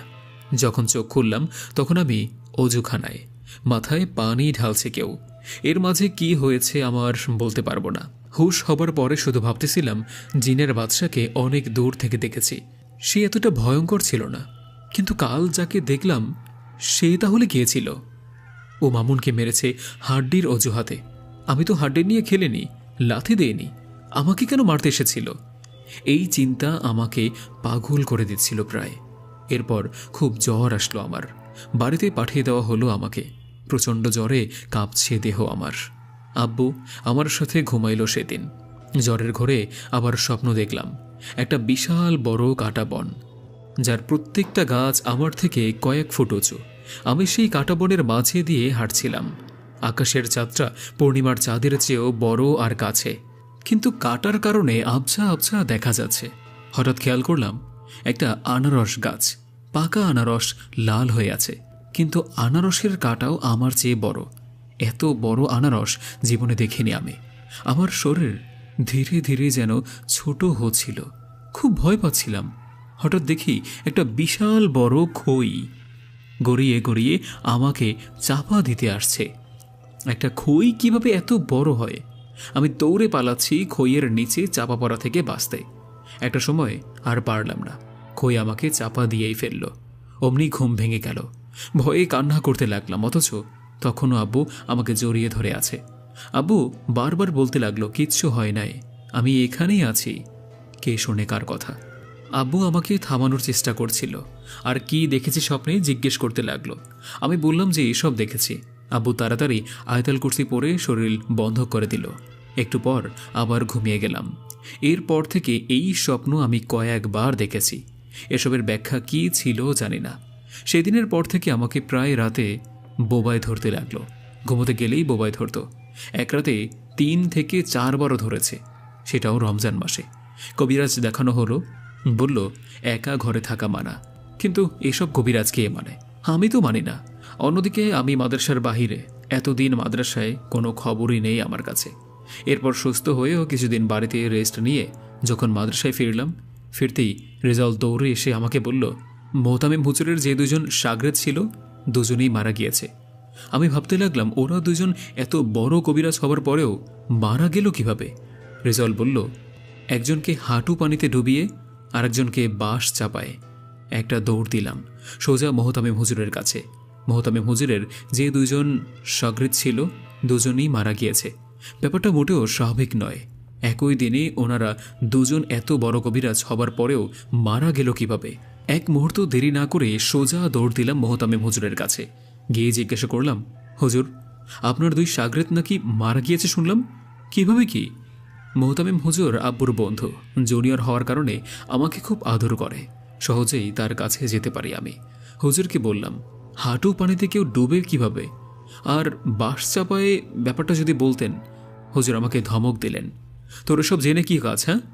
হুজুরকে সব খুলে বললাম। এই কাহিনী হয়েছিল সেদিন রাতে। আমাদের মাদ্রাসায় ফিরতে লেট হয়ে গিয়েছিল। সন্ধ্যায় আবছা আলোয় রাস্তার একটু পশ্চিমে একটা বড় তুলা গাছের নিচে কালো একটা ছায়ার মতো দেখতে পাই। হুজুর কথাটুকু শুনতেই মনে হয় আঁচ করতে পেরেছিলেন। জিজ্ঞেস করলেন, ঢিল দিয়েছিলে তাই না? আমি অবাক হয়ে বললাম, আপনি জানেন কিভাবে? হুজুর আমাকে কষে 2টা থাপ্পড় লাগালো। বললেন, তুই কি ভাবিস আমার কাছে খবর পৌঁছাবে না? তোর জন্যই হয়েছে এমন। তুই কি ভাবছিস? ওই হাড্ডির জন্য এসব হয়েছে? এই সব কিছুই তোর পাপের ফল। রাগে হুজুরের চোখ লাল হয়ে গিয়েছে তখন।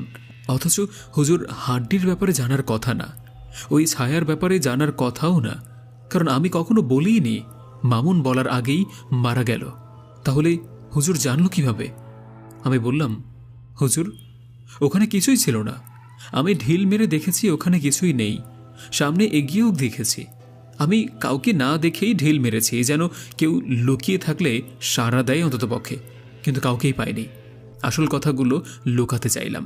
হুজুর বললেন, মিথ্যা বলবি না, একদম সত্যি করে বল, সব খুলে বল। আমি বুঝতে পারলাম হুজুরের পালিত জেনেই হয়তো সব জানিয়েছে। এবার আর লুকানো চলবে না। বললাম, আমরা যখন আসতেছি হঠাৎ আমার হেসো চাপল। কোথায় করা যাবে এইসব ভেবে জায়গা খুঁজে পেলাম না। অবশেষে হেসো করতে বসলাম একটা ঝোপঝাড় দেখে, যেন রাস্তায় কেউ আসলেও আমাকে না দেখতে পায়। আমি ভুল করে হাড্ডির ওপরে প্রস্রাব করে দিয়েছি। আমি খেয়াল করিনি। হঠাৎ ঘাড়ের পেছনে ঠান্ডা অনুভব করলাম। গরজ না করে থাপড় মারলাম। ততক্ষণে আমাকে ছেড়ে ওরা 4 জন একটু আগে চলে গিয়েছে। আবারও ঠান্ডা অনুভব করলাম। পিছনে ফিরতেই দেখি কালো একটা বিশাল দানব দাঁড়িয়ে আছে। প্রসাবের ঢিলা দিয়ে একটা ঢিল মারলাম ওর দিকে, আর কোথাও দেখতে পাইনি। হুজুর বললেন, তখন ওরা তোর পিছনে ছিল, সামনে না। আমার আবারও ভয় হতে লাগলো। ওরা মানে? ওখানে একজনের বেশি ছিল তবে? হুজুরকে বললাম, আপনি কিভাবে জানলেন ওরা আমার পিছনে ছিল? হুজুর ধমক দিয়ে বলল, আমি কি গরু চড়িয়ে এত দূর আসছি? হ্যাঁ, কিছুই বুঝি না। হুজুর কতটুকু বোঝে তা নিয়ে আমার সন্দেহ নেই। এখন উপায় কি তাই জানা দরকার। হুজুরের এমন রাগ করা দেখে পায়ে ধরে বললাম, হুজুর, যা হয়েছে না জেনে হয়েছে, না বুঝে করেছি, মাফ করে দিন। এভাবে আর চলতে পারছি না, একটা উপায় বের করুন না হুজুর। হুজুর একটু শান্ত হলেন, আমাকে ফিসফিসিয়ে বললেন, তোকেই এটার শেষ দেখে দিতে হবে, ওর বিনাশ তোর হাতেই। কথাটা শুনে আমার জবান বন্ধ হয়ে গেল। এমন আমি কবিরাজের কটাও জানি না, আমি কিভাবে জিনের সাথে লড়ব? হুজুর বললেন, আমি সব শিখিয়ে দেব। তখন আমারও মনের মধ্যে একটা জিদ লাগলো, মামুনের মৃত্যুর বদলা নিতেই হবে, সেই সাথে নিজের জীবনও বাঁচাতে হবে। হায়াত মওত আল্লাহর হাতে, দুষ্ট জিনের শেষ দেখেই ছাড়ব ইনশাআল্লাহ। হুজুরকে ফের জিজ্ঞাসা করলাম, সাগরের দুইজন কিভাবে মারা গেল? এটাও কি তবে জিনের কাজ? হুজুর শুরু করলেন। দিনটি ছিল শনিবার, দিবাগত রাত। শনির সূর্য যখন রক্তিম বর্ণ ধারণ করে, তখন ইবলিসের সাগরেদ সব দুষ্ট জিনের দল সারা পৃথিবীতে ছড়িয়ে পড়ে। সারা পৃথিবীর যত মানুষকে একাকী পায়, সুযোগ পেলেই তাদের ভয় দেখায়, হত্যা করে, নানান পাপ কাজ ছড়িয়ে পড়ে। এই ব্যাপারে হুজুর দুইটি হাদিসও বলেছিলেন, যার প্রমাণ পরে হাদিসে পড়ে পেয়েছি। হাদিস দুটো রাসূল সাল্লাল্লাহু আলাইহি সাল্লাম বলেন, তোমরা তোমাদের গৃহপালিত পশু এবং ছেলে মেয়েদের সূর্য ডোবার সময় বের হতে দেবে না, যতক্ষণ না সন্ধ্যার আভা বিলীন হয়ে যায়, কারণ এই সময়ে শয়তান বিচরণ থাকে। মুসলিম হাদিস 2013। যখন সন্ধ্যা ঘনিয়ে আসার পর শিশুদের ঘরে ঢুকিয়ে এবং বিসমিল্লাহ বলে ঘরের দরজা বন্ধ করে দেওয়ার কথা বলা হয়েছে, হজরত জাবের রাদিয়াল্লাহু আনহু এক হাদিসে বর্ণনা করেছেন, নবী সাল্লাল্লাহু আলাইহি ওয়াসাল্লাম বলেছেন, তোমরা রাতের সূচনায় সন্ধ্যার শুরু থেকে অন্ধকার দূর না হওয়া পর্যন্ত তোমাদের শিশুদের সামলিয়ে রাখো। এই সময় শয়তানেরা চারদিকে মানুষের ক্ষতি ও অনিষ্টতায় ছড়িয়ে পড়ে। আদাবুল মুফরাদ মুসলিম। এই হাদিস বোধহয় শফিক হুজুরের ছোট সাগরেদ জানত না, তাই সে শনিবার সন্ধ্যার পরে গোসল করতে পুকুরে নেমেছিল। সেদিন সন্ধ্যায় পুকুরের ধানে যখন গিয়েছিল, গভীর রাতেও তখন তিনি বাড়ি ফিরল না। পরিবারের লোকজন খুঁজতে বের হলো। পুকুরের কিনারায় তার জুতা পড়েছিল, আর কিছু দূর গিয়ে দেখে হাঁটু পানিতে শফিকের পা বের হয়ে আছে, শুধু মাথাটা তখনও কাদার নিচে। পা টেনে যখন তোলা হলো, দেখা গেল কেউ শফিকের চোখ উপড়ে ফেলেছে, জিহ্বা ছিঁড়ে নিয়েছে, কানের ভেতরে আস্ত বড় রড ঢুকিয়ে দিয়েছে। হুজুরের বর্ণনা শুনে ভয়ে আমি হাঁ করে রইলাম। হুজুর আমার অবস্থা বুঝতে পেরে আর কিছু না বলে চুপ করে রইলেন।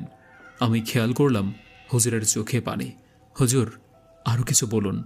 হুজুর বললেন, আমি যখন জানাজা পড়াতে গেলাম, গিয়ে দেখি ওর নিথর দেহটা কিভাবে পড়ে আছে। আমার মন মানে না, একটা কিশোরকে কেউ এভাবে মারতে পারে? বাঁশ চাপায় কাউসার আঙ্কেল মারা গেলেন কিভাবে?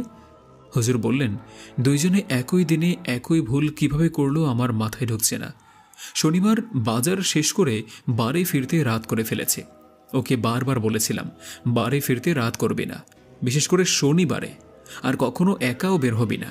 তার উপর সেদিনের জিন হাজির ও মামুনের মৃত্যুর ঘটনা ঘটার পর থেকে একটু বেশি সাবধান থাকতে বলেছিলাম। ও আবার চাখর মানুষ, নিশ্চয়ই চা খেতে গিয়ে আলাপ করতে করতে দেরি করে ফেলেছে।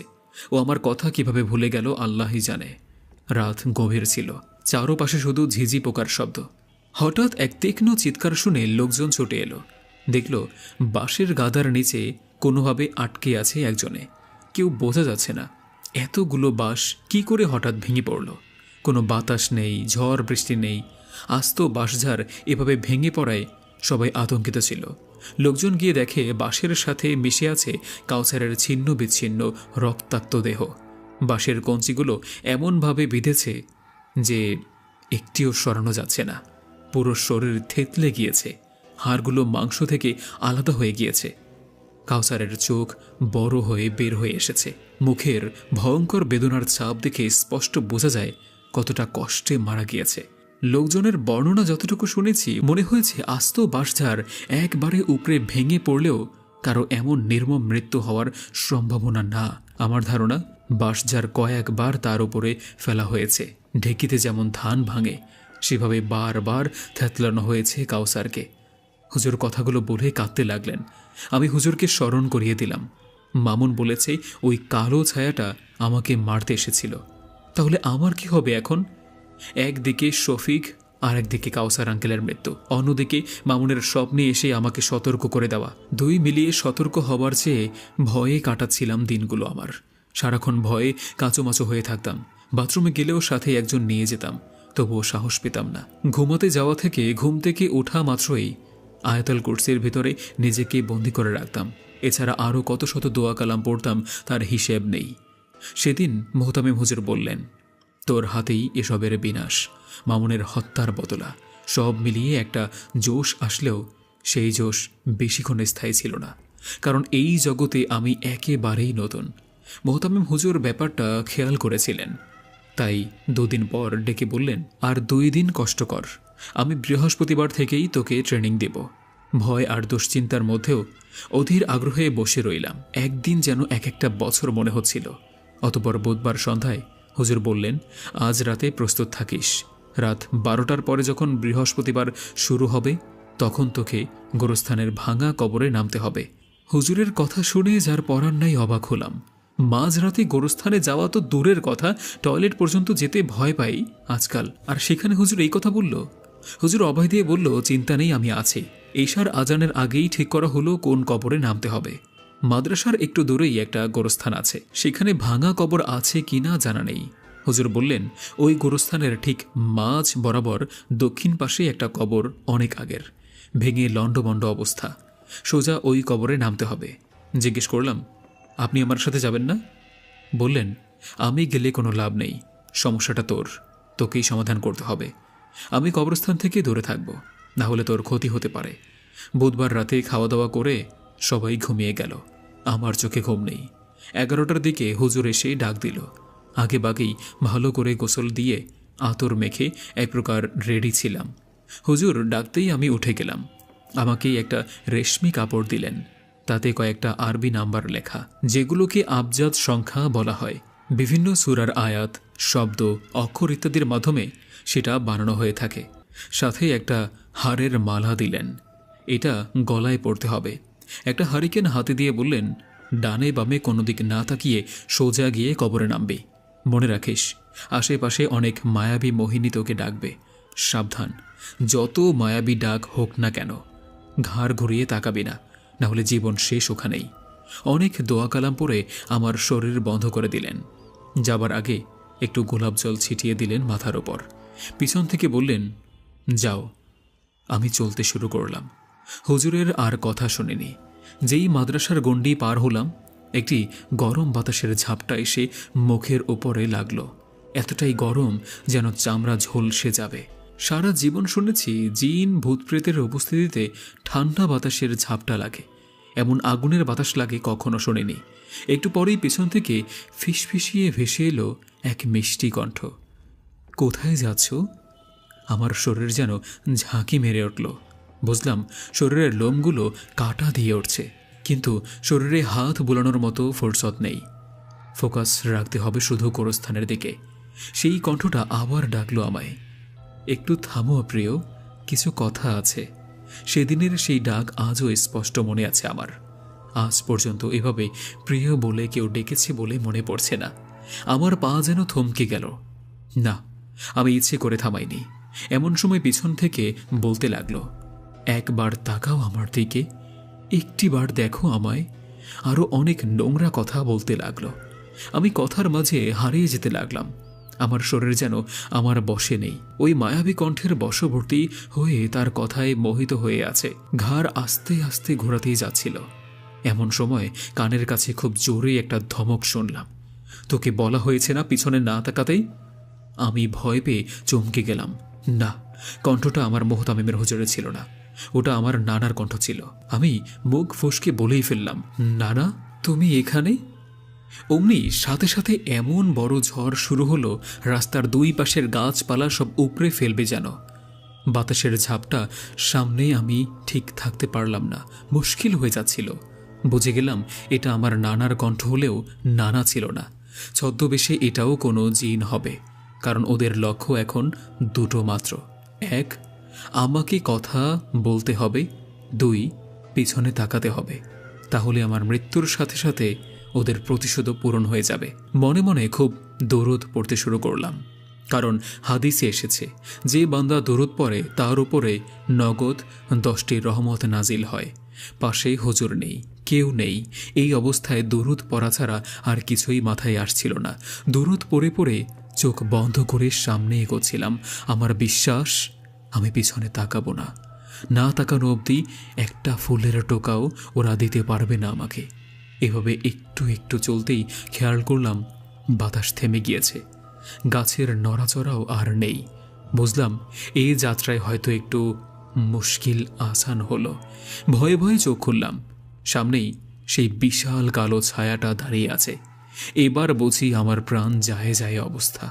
এক বিপদ কাটাতে না কাটাতেই আর একটা হাজির। খেয়াল করলাম আমি 3 রাস্তার মাঝে এসে দাঁড়িয়ে গিয়েছি। কালো ছায়াটা ঠিক আমার সামনে সোজা রাস্তা ব্লক করে দাঁড়িয়ে আছে। এক বিন্দু পরিমাণ জায়গা বাকি নেই সামনে যাওয়ার। আমাকে ডানের রাস্তায় যেতে হবে, কারণ এই রাস্তায় গোরস্থান। আমি 7-5 না ভেবেই ডান দিকে মোড় নিলাম। আর চোখে খেয়াল করলাম কালো ছায়াটা ওখানেই দাঁড়িয়ে। আর মাত্র একটু দূর বাকি, খুব বেশি হলে 100 মিটার হবে। আমি সোজা চলতে লাগলাম। গলায় থাকা হাড়ের মালা এদিক সেদিক দুলতে লাগলো। গোরস্থানের গণ্ডি থেকে 10 থেকে 20 কদম দূরে তখন খেয়াল করলাম পুরো গোরস্থান জুড়ে কুয়াশার মতো ঈষৎ ধোঁয়ায় ছেয়ে আছে, অথচ রাস্তায় কোনো কুয়াশা নেই, কিছুই নেই। হারিকেনটা উঁচিয়ে ধরে আরেকটু সামনে দেখার চেষ্টা করলাম। দেখি গোরস্থানের ভিতরে সেই মেয়েটি দাঁড়িয়ে, সাদা সেই কাপড় পরা, মাথায় সেই সাদা ফ্রক, যেমনটা খ্রিস্টানদের বিয়েতে মেয়েরা পরে থাকে, অনেকটা তেমনই। এটা সেই মেয়ে যাকে দেখে রেজাউল অজ্ঞান হয়েছিল, যার কোলে রেজাউল অজ্ঞান হয়ে পড়েছিল। কবরস্থানের ফটকে এসে আমি থেমে গেলাম। পেতনিটা আমার সামনে দেখে গোরস্থানের ফটকে থমকে দাঁড়িয়ে আছি। হারিকেনের টিমটিম আলোতে মেয়েটির ছায়া ক্রমশ আরও স্পষ্ট হয়ে উঠছিল। সে তার দৃষ্টিকে সরাসরি আমার দিকে স্থির করে রেখেছে।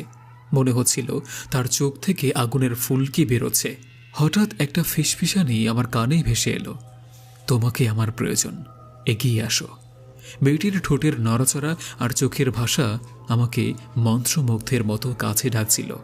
আমি চোখ বন্ধ করে আয়াতুল কুরসি পড়তে শুরু করলাম। মনে হচ্ছিল আমার মাথা ঝিম ধরে রেখেছে। চারপাশে পিনপতন নীরবতার মাঝে হঠাৎ কেমন একটা অদ্ভুত আওয়াজ, যেন কেউ চুপিসারে হাসছে। বুঝতে পারলাম এগুলো আমার মন ভেঙে দেওয়ার জন্যই হচ্ছে। আবার শুনলাম, তোমার হাতেই আমাদের মুক্তি, আমাদের প্রতিশোধের শেষ অধ্যায়।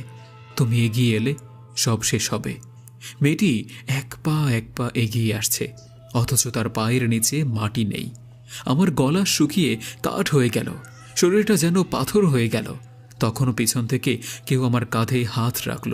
মুহূর্তের জন্য মনে হলো হয়তো মোহতামিম হুজুর, কিন্তু ঘুরে তাকানোর আগেই পায়ের তলা থেকে মাটি যেন সরে গেল। তুই কি ভাবিস তোর উপরে কেউ নজর রাখছে না? কণ্ঠস্বরটা শুনে বুকটা কেঁপে উঠল আমার। এটা সেই কণ্ঠ, যেই কণ্ঠ আমাকে ফাঁদে ফেলতে চেয়েছিল। ঘাড় ঘুরিয়ে তাকাতে পারলাম না। মনে মনে ভাবলাম, এই যাত্রায় যদি টেকে যাই আর কোনো ভয় নেই। গলার মালার ওজনটা আরো ভারী হয়ে এলো মনে হচ্ছে। মনে হলো কেউ পিছন থেকে আমাকে টানছে। আমার পা আর সামনের দিকে চলছিল না। ঘাড় না ঘুরিয়ে চোখ বন্ধ করে বুকে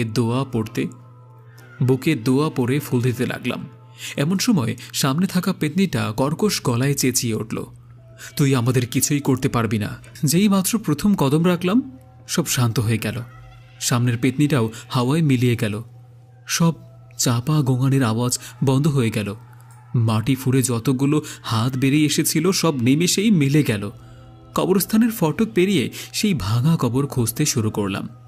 মেয়েটি আর আমার সামনেই আসলো না।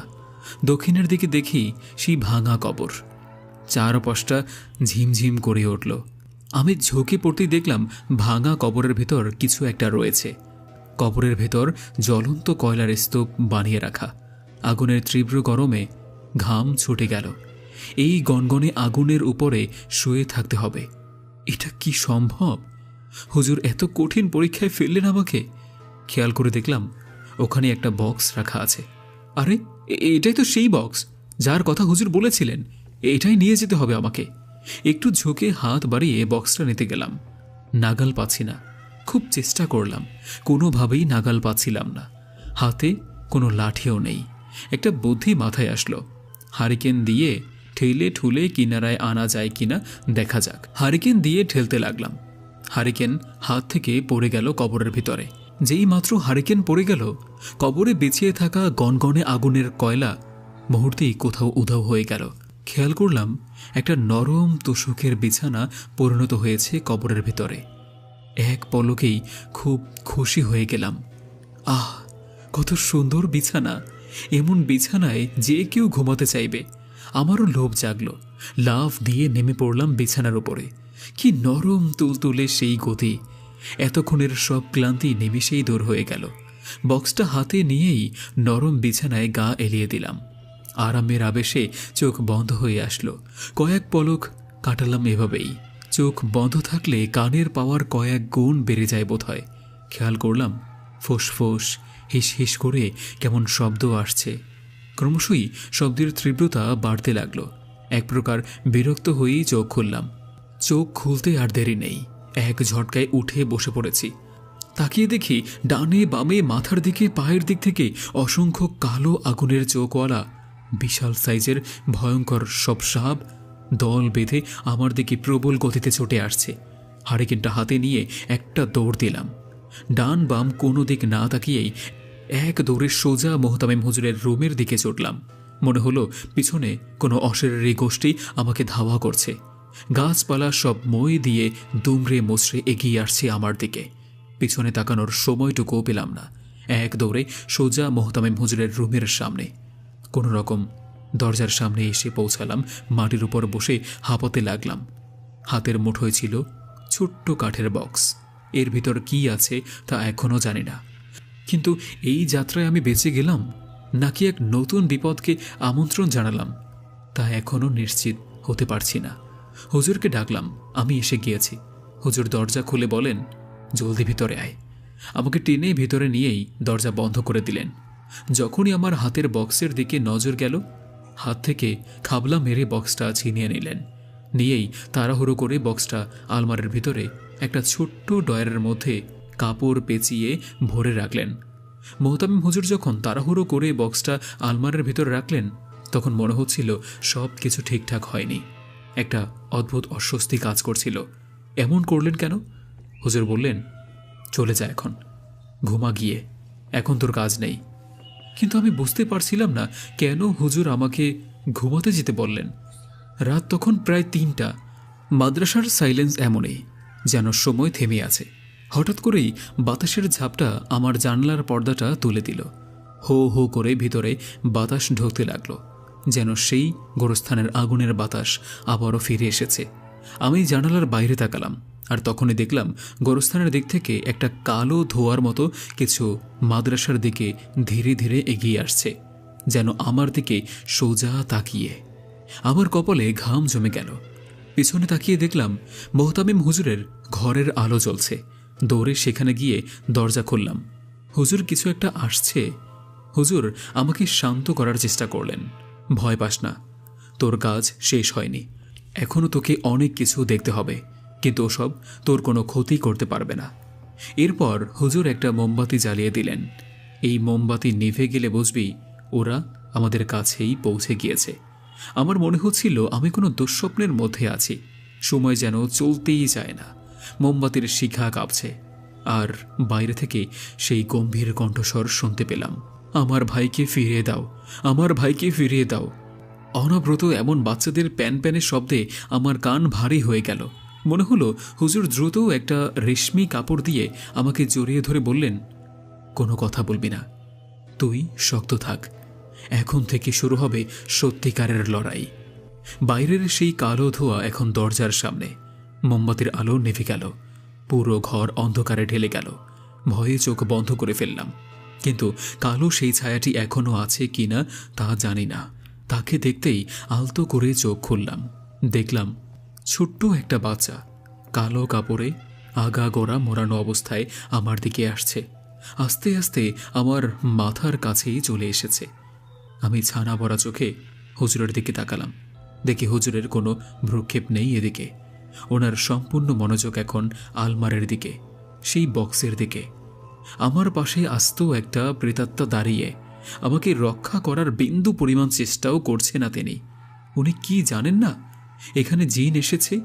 কালো কাপড়ের সেই বাচ্চাটা আমার কানের কাছে মুখ লাগিয়ে ফিসফিসিয়ে বলল, আমার ভাইকে ফিরিয়ে দাও।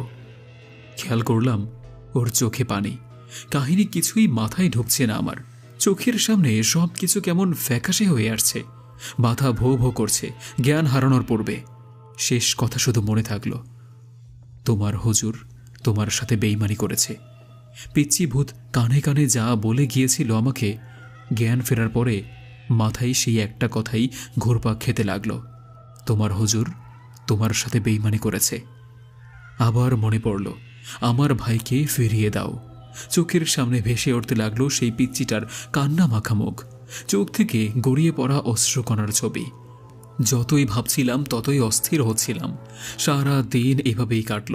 খাওয়া দাওয়া ঠিক নেই, গোসলের ঠিক নেই, কি করছি কিছুই বুঝতে পারছি না। আমি যেন আমার মাঝেই নেই।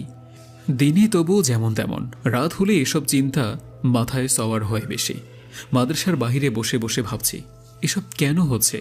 হুজুর আমার সাথে কিভাবে বেইমানি করবে? আদৌ কি পিচ্চি ভূতটা সত্যি বলেছে? চোখের পানি কি মিথ্যা বলে? হুজুরকে খোলাখুলি জিজ্ঞেস করলে ভালো হতো, কিন্তু কিভাবে? মোহতামিম হুজুর মাদ্রাসায় নেই, বাড়িতে চলে গিয়েছে। এদিকে আমার মনের অবস্থা ভালো করেই বুঝতে পারছি। এর কোনো সুরাহা না করলে চলবে না। ঠিক করলাম কি আছে সেই বক্সে দেখতেই হবে। মোহতামিম হুজুরের রুমের চাবি আমার কাছে নেই, সহকারী হুজুরের কাছে আছে। এটা ভেবে হুজুরের ডেস্কের উপরে হাতড়াতে লাগলাম।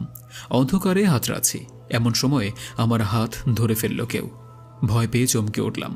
আবার কোনো ভূত পেতনি নয় তো? আমাকে অবাক করে দিয়ে হাত ধরার লোকটা বলে উঠল, কে খোরশেদ? আরে এটা তো সহকারী হুজুর। উনি জানলেন কিভাবে আমি এখানে? হুজুর আমাকে মাদ্রাসার বারান্দায় নিয়ে গেলেন। বললেন, তুই আজ কতদিন যাবৎ এসব নিয়ে মাথা ঘামাচ্ছিস, ভয়ঙ্কর এক পরিস্থিতির মোকাবেলা করছিস, অথচ আমাকে কিছুই বললি না। একটু হলেই শুধু মোহতামিম হুজুরের কাছে দৌড়াস। আমাকে কিছুই বুঝি না এসব। আমি হাঁ করে ভাবতে লাগলাম, কি বলতে চায় সহকারী হুজুর? ছোটবেলা থেকেই আমি ঠোঁট কাটা স্বভাবের, স্ট্রেইট কথা বলার স্বভাব। হুজুরকে সোজা বলেই ফেললাম, যা বলছেন একটু ক্লিয়ার করে বলেন তো।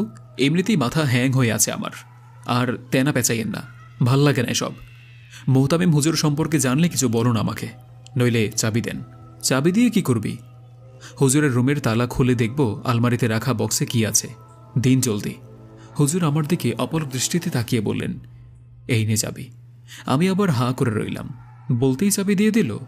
কোনো ঘাপলা নেই তো আবার? একটু নরম হয়ে বললাম, আমার খুব সাহায্য দরকার, একটু হেল্প করেন না হুজুর। খুব পেরেশানিতে আছি আজ কয়েক মাস ধরে, এভাবে আর ভাল লাগে না। হুজুর বললেন, এতক্ষণ এটাই বলতে চাচ্ছিলাম। তুই মোহতামিম হুজুরকে যতটুকু দুধে ধোয়া তুলসী পাতা ভাবিস, উনি ততটা না। উনি আস্ত একটা ইবলিস। হুজুরের কথা কানে নিলাম ঠিকই, কিন্তু বিশ্বাস করলাম না। কারণ আমি জানি হুজুরের আর মোহতামিম সাহেবের মাঝে দ্বন্দ্ব আছে। সামনাসামনি সম্মান করলেও ভিতরে হিংসায় ভরা। তুই তো জানিস তোর হুজুর জিন পালত। আমি জানতাম না, তবে সন্দেহ করছিলাম। পোলাপানের কাছেও কিছু শুনেছি। এখন তার একটা জিনও নাই। কোথায় গেছে? 5টা জিন পালত তোর হুজুরে, তার মধ্যে একটা জিনের বাচ্চাও হয়েছিল। তোর হুজুর সেই বাচ্চা জিনকেও বশে নিতে চায়। লোভ মানুষকে কোথায় নামিয়ে দেয় সেটার উজ্জ্বল দৃষ্টান্ত তোর হুজুরের। আমার আবার মাথা খারাপ হইল। এত ভনিতা না করে মোদ্দা কথা কইলেই তো পারে। ময়মনসিংহ মানুষের একটাই স্বভাব, কথা বলে বেশি। মনে মনে বললাম, হুজুর সেই জিনের কি হয়েছে না হয়েছে সেসব পরে বলিয়েন, হুজুরের দোষ কি তাই বলুন। এরপর হুজুর যা বললেন তাতে মাথায় আকাশ ভেঙে পড়ার অবস্থা।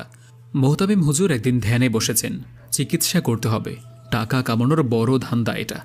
সেই জিনকে ডাকলেন, কিন্তু জিনের পাত্তা নাই। অনেক ডাকার পরেও সেই জিন আসলো না। আসলো একটা বদ জিন। তারপর সেই বদ জিনে হুজুরকে ধরে ইচ্ছে মতো আছাড় ওছাড় করেছিল। সেই থেকে প্রায় 1 মাস হুজুরের অসুখ। যেদিন সুস্থ হলেন তারপরে হুজুর প্রতিশোধ নিলেন ওই জিনের ওপর। জিনের সেই পিচ্চি বাচ্চাকে ধরে এনে বোতলে বন্দি করে রাখলেন। কুফরি কালাম জানা থাকায় ভালো জিনে কিছু করতে পারত না হুজুরকে। তোরা যেই চালায় গিয়েছিলি, যে জঙ্গলের মাছ দিয়ে বাইত পার করে দিয়েছিল যেই জিনটা, এটাই তোর হুজুরের সেই পোষা জিন। আমি দুয়ে দুয়ে চার মিলাতে লাগলাম, ওই জিন আমাকে কেন সাহায্য করলো তবে? আর পিছনে লাগছে কোন জিন তাহলে? হুজুর বিস্তারিত বললেন এবার। বাঁশের মাথায় বসে যে জিন পা দোলাচ্ছিল সেটা ভিন্ন জিন ছিল। তুলা গাছের গোড়ায় যাকে দেখেছিলি, স্টেঞ্জার ঢিলা দিয়ে যাকে মেরেছিলি, সেটাও ভিন্ন ছিল। আবার জিন হাজিরের দিন যেই কালো একটা বিরাট পাখির মতো কিছু উড়ে এসে মাদ্রাসার উপরে বসেছিল, ওটাও ভিন্ন জিন ছিল। এইসব সেই বাচ্চা জিনের ভাই বোন, আর তাদের বাবা হলো সেই সাদা জিন। বাবা জিনের প্রতিশোধের ইচ্ছা শুধুমাত্র তোর হুজুরের ওপরে, তোদের উপর তার রাগ নেই, কারণ সে ভালো জিন। তার শক্তি কম থাকায় তোর হুজুরের সাথে পারে না, কিন্তু তার ছেলে মেয়েগুলো এক একটা বদের হাড্ডি, বদ মেজাজি জিন। বাবার কথা শোনে না, হুজুরের ক্ষতি করতে না পেরে তোদের ক্ষতি করতে চায়, মাদ্রাসার ক্ষতি করতে চায়। এই সবই হয়েছে তোর হুজুরের জন্য, তোর কোনো দোষ নাই। আহ, সহকারী হুজুর কি বলল এসব?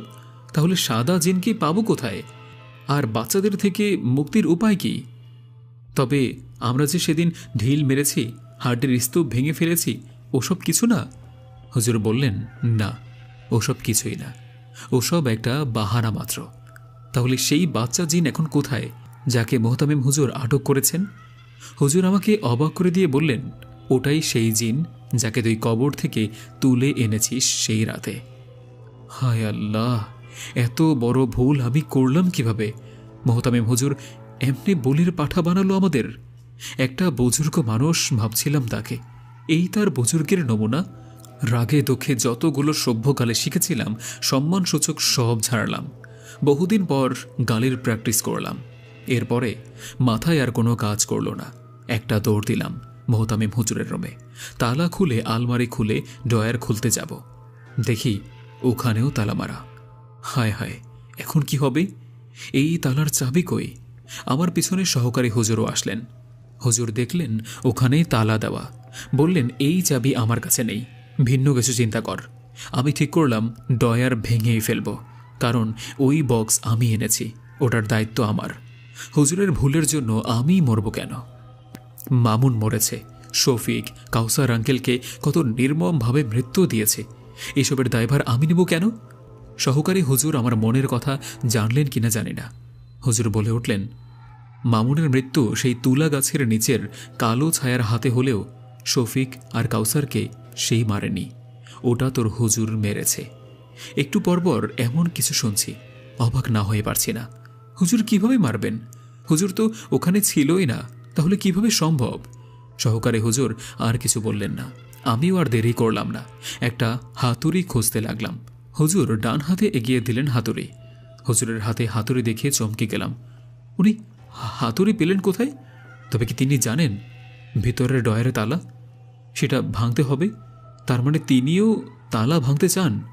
মানে ওই বক্স থেকে জিনকে মুক্ত করতে চান? চাইলে চাইতেই পারেন, আমার কি? এসব সাত পাঁচ ভাবা বন্ধ করে হাতুড়ে নিয়ে একটা জোরে বাড়ি দিলাম। ডয়ার ভেঙে গেল। বক্সটা বের করে রুমের বাহিরে চলে আসলাম। হুজুর অপলক দৃষ্টিতে তাকিয়ে রইলেন বক্সটার দিকে, বলতে লাগলেন, জলদি করে মুক্ত করে দিই ওই বাচ্চাটাকে। আমিও মন্ত্রমুগ্ধের মতো হুজুরের কথায় সায় দিলাম। বক্সটা খুলে দেখি ভিতরে ছোট্ট একটা কাচের বোতল, অনেকটা স্যাভলনের বোতলের মতো দেখতে। তার ভিতরে সাদা ফকফকে সুন্দর একটা বাচ্চা কাচুমাচু হয়ে বসে আছে। আমাকে দেখে হাত নাড়াতে লাগলো, আকুতি মিনতি করতে করতে বোঝাতে লাগলো তাকে যেন মুক্ত করে দেই। আমারও খুব মায়া হলো। হুজুর বললেন, বোতলের ছিপটা খুলে দাও। বললাম, আপনি খুলে দেন হুজুর। উনি মানলেন না, উল্টো বললেন, এটা তোমার হাতেই খুলতে হবে। আমিও জোশের তালে বোতলের ছিপিটা খুলে দিলাম। সাদা ধোঁয়ায় মিলিয়ে সেই সাদা বাচ্চা জিনটি বের হতে লাগলো। আশেপাশে সাদা ধোঁয়ায় ছেয়ে গেল। এত ধোঁয়া কোথা থেকে আসলো বুঝলাম না আমি। হঠাৎ তীব্র আওয়াজে হো হো হা হা শব্দ করে হাসতে লাগলো। মনে হলো আকাশ বাতাসে কম্পন উঠে গেল। গাছের শাখাগুলো ঝড়ের মতো তীব্র গতিতে নেচে উঠল বিকট হাসির সাথে তাল মিলিয়ে। ভয়ে আমার কলিজা শুকিয়ে যাবে অবস্থা। পিছনে ফিরে তাকিয়ে দেখি সহকারী হুজুর নেই। আমাকে একা ফেলে হুজুর কোথায় গেলেন? জিনের সামনে একা দাঁড়িয়ে আছি। সহকারী হুজুরও চলে গিয়েছেন আমাকে রেখে। চারদিকে খুঁজেও পেলাম না। হো হো করে এমন সব বিকট হাসির শব্দের আওয়াজে আসতে লাগলো কোত্থেকে যেন, যেন কান ফেটে যাবে আমার। আমার ধারণা সেখানে অধিক জিন মজুদ ছিল, কিন্তু কাউকে স্পষ্ট দেখিনি। ধোঁয়ায় চারদিক ছেয়েছিল। আমি একা দাঁড়িয়েছিলাম, কিন্তু কেউ আমাকে বিন্দু পরিমাণ ভয় দেখানোর চেষ্টাও করল না। স্পষ্ট আকৃতিতে সামনেও আসলো না। একটু পরে আশেপাশে সব ঠিক হয়ে গেল। আমিও রুমে গিয়ে ঘুম দিলাম। এরপরে চলে গেল প্রায় সপ্তাহখানেক। কোনো ভয়ঙ্কর কিছু ঘটেনি, কোনো কিছুর প্রতি খুব বেশি সন্দেহও জাগেনি। এক সপ্তাহের ছুটি শেষে মোহতামিম হুজুর আসলেন মাদ্রাসাতে। ওনার শালিকার বিয়ে ছিল। হুজুর এসেই আলমারির তালা খুলে চেক করতে গিয়ে দেখলেন ডয়ার ভাঙা, ভেতরে বক্সটা নেই। সবাইকে ডেকে একে একে জিজ্ঞেস করতে লাগলেন এসব কে করেছে। কেউ জানে না কিছুই। সহকারী হুজুরকেও ডেকেছিলেন, হুজুরের কাছে চাবি ছিল। সহকারী হুজুর মুখ চুপে না করলেন, উনি এই ব্যাপারে কিছুই জানেন না। খুব অবাক হলাম ওনার আচরণে। আলেম মানুষ মিথ্যা বলল? সত্যি বললে কি হতো? আমাকে জিজ্ঞেস করলে আমিও বললাম জানি না। সহকারী হুজুর বড় আলেম হয়ে মিথ্যা বলতে পারলে আমি বললে ক্ষতি কি? জান বাঁচান ফরজ। মোহতামিম হুজুর সেদিন আর কিছু বললেন না। দুদিন চলে গেল। এক শনিবার সন্ধ্যাবেলা মাদ্রাসার পশ্চিম পুকুরে গোসল দিচ্ছিলাম আমরা। আসরের পর ফুটবল খেলে ঘেমে গিয়ে পুকুরে গোসল করতাম। ছোটবেলা থেকেই সাঁতার পারি খুব। তাছাড়া পুকুরে গোসল দিলে সময় কম লাগে। মাগরিবের নামাজের জামাত ধরতে হয় যে। সেদিন পুকুরে গোসল শেষে লুঙ্গি বদল করছে, এমন সময় রেজাউল বলল, খোরশেদ, তোর নাকে রক্ত। কথাটি শুনেই নাকে হাত দিয়ে দেখি রক্ত বেরোচ্ছে। আস্তে আস্তে রক্তের পরিমাণ বাড়তে লাগলো। বুঝিয়ে উঠতে পারলাম না হঠাৎ এত রক্ত বের হবার কারণ কি। ঘাবড়ে গেলাম। এমন ঘাবড়েছিলাম দাখিলের কেমিস্ট্রি পরীক্ষার দিন। সেদিনও এভাবে রক্ত বেরিয়েছিল। সেটার কাহিনী অন্যদিন বলবো। লুঙ্গি দিয়ে চেপে ধরলাম নাক। কিছুক্ষণ পর একাই বন্ধ হয়ে গেল। ভাবলাম হয়তো ভিতরে কোনো আঁচড় লেগে চামড়া উঠে ছিঁড়ে গিয়েছে। তারপর অজু করে চলে আসলাম মাদ্রাসায়। এমন সময় মোহতামিম হুজুরের সাথে দেখা।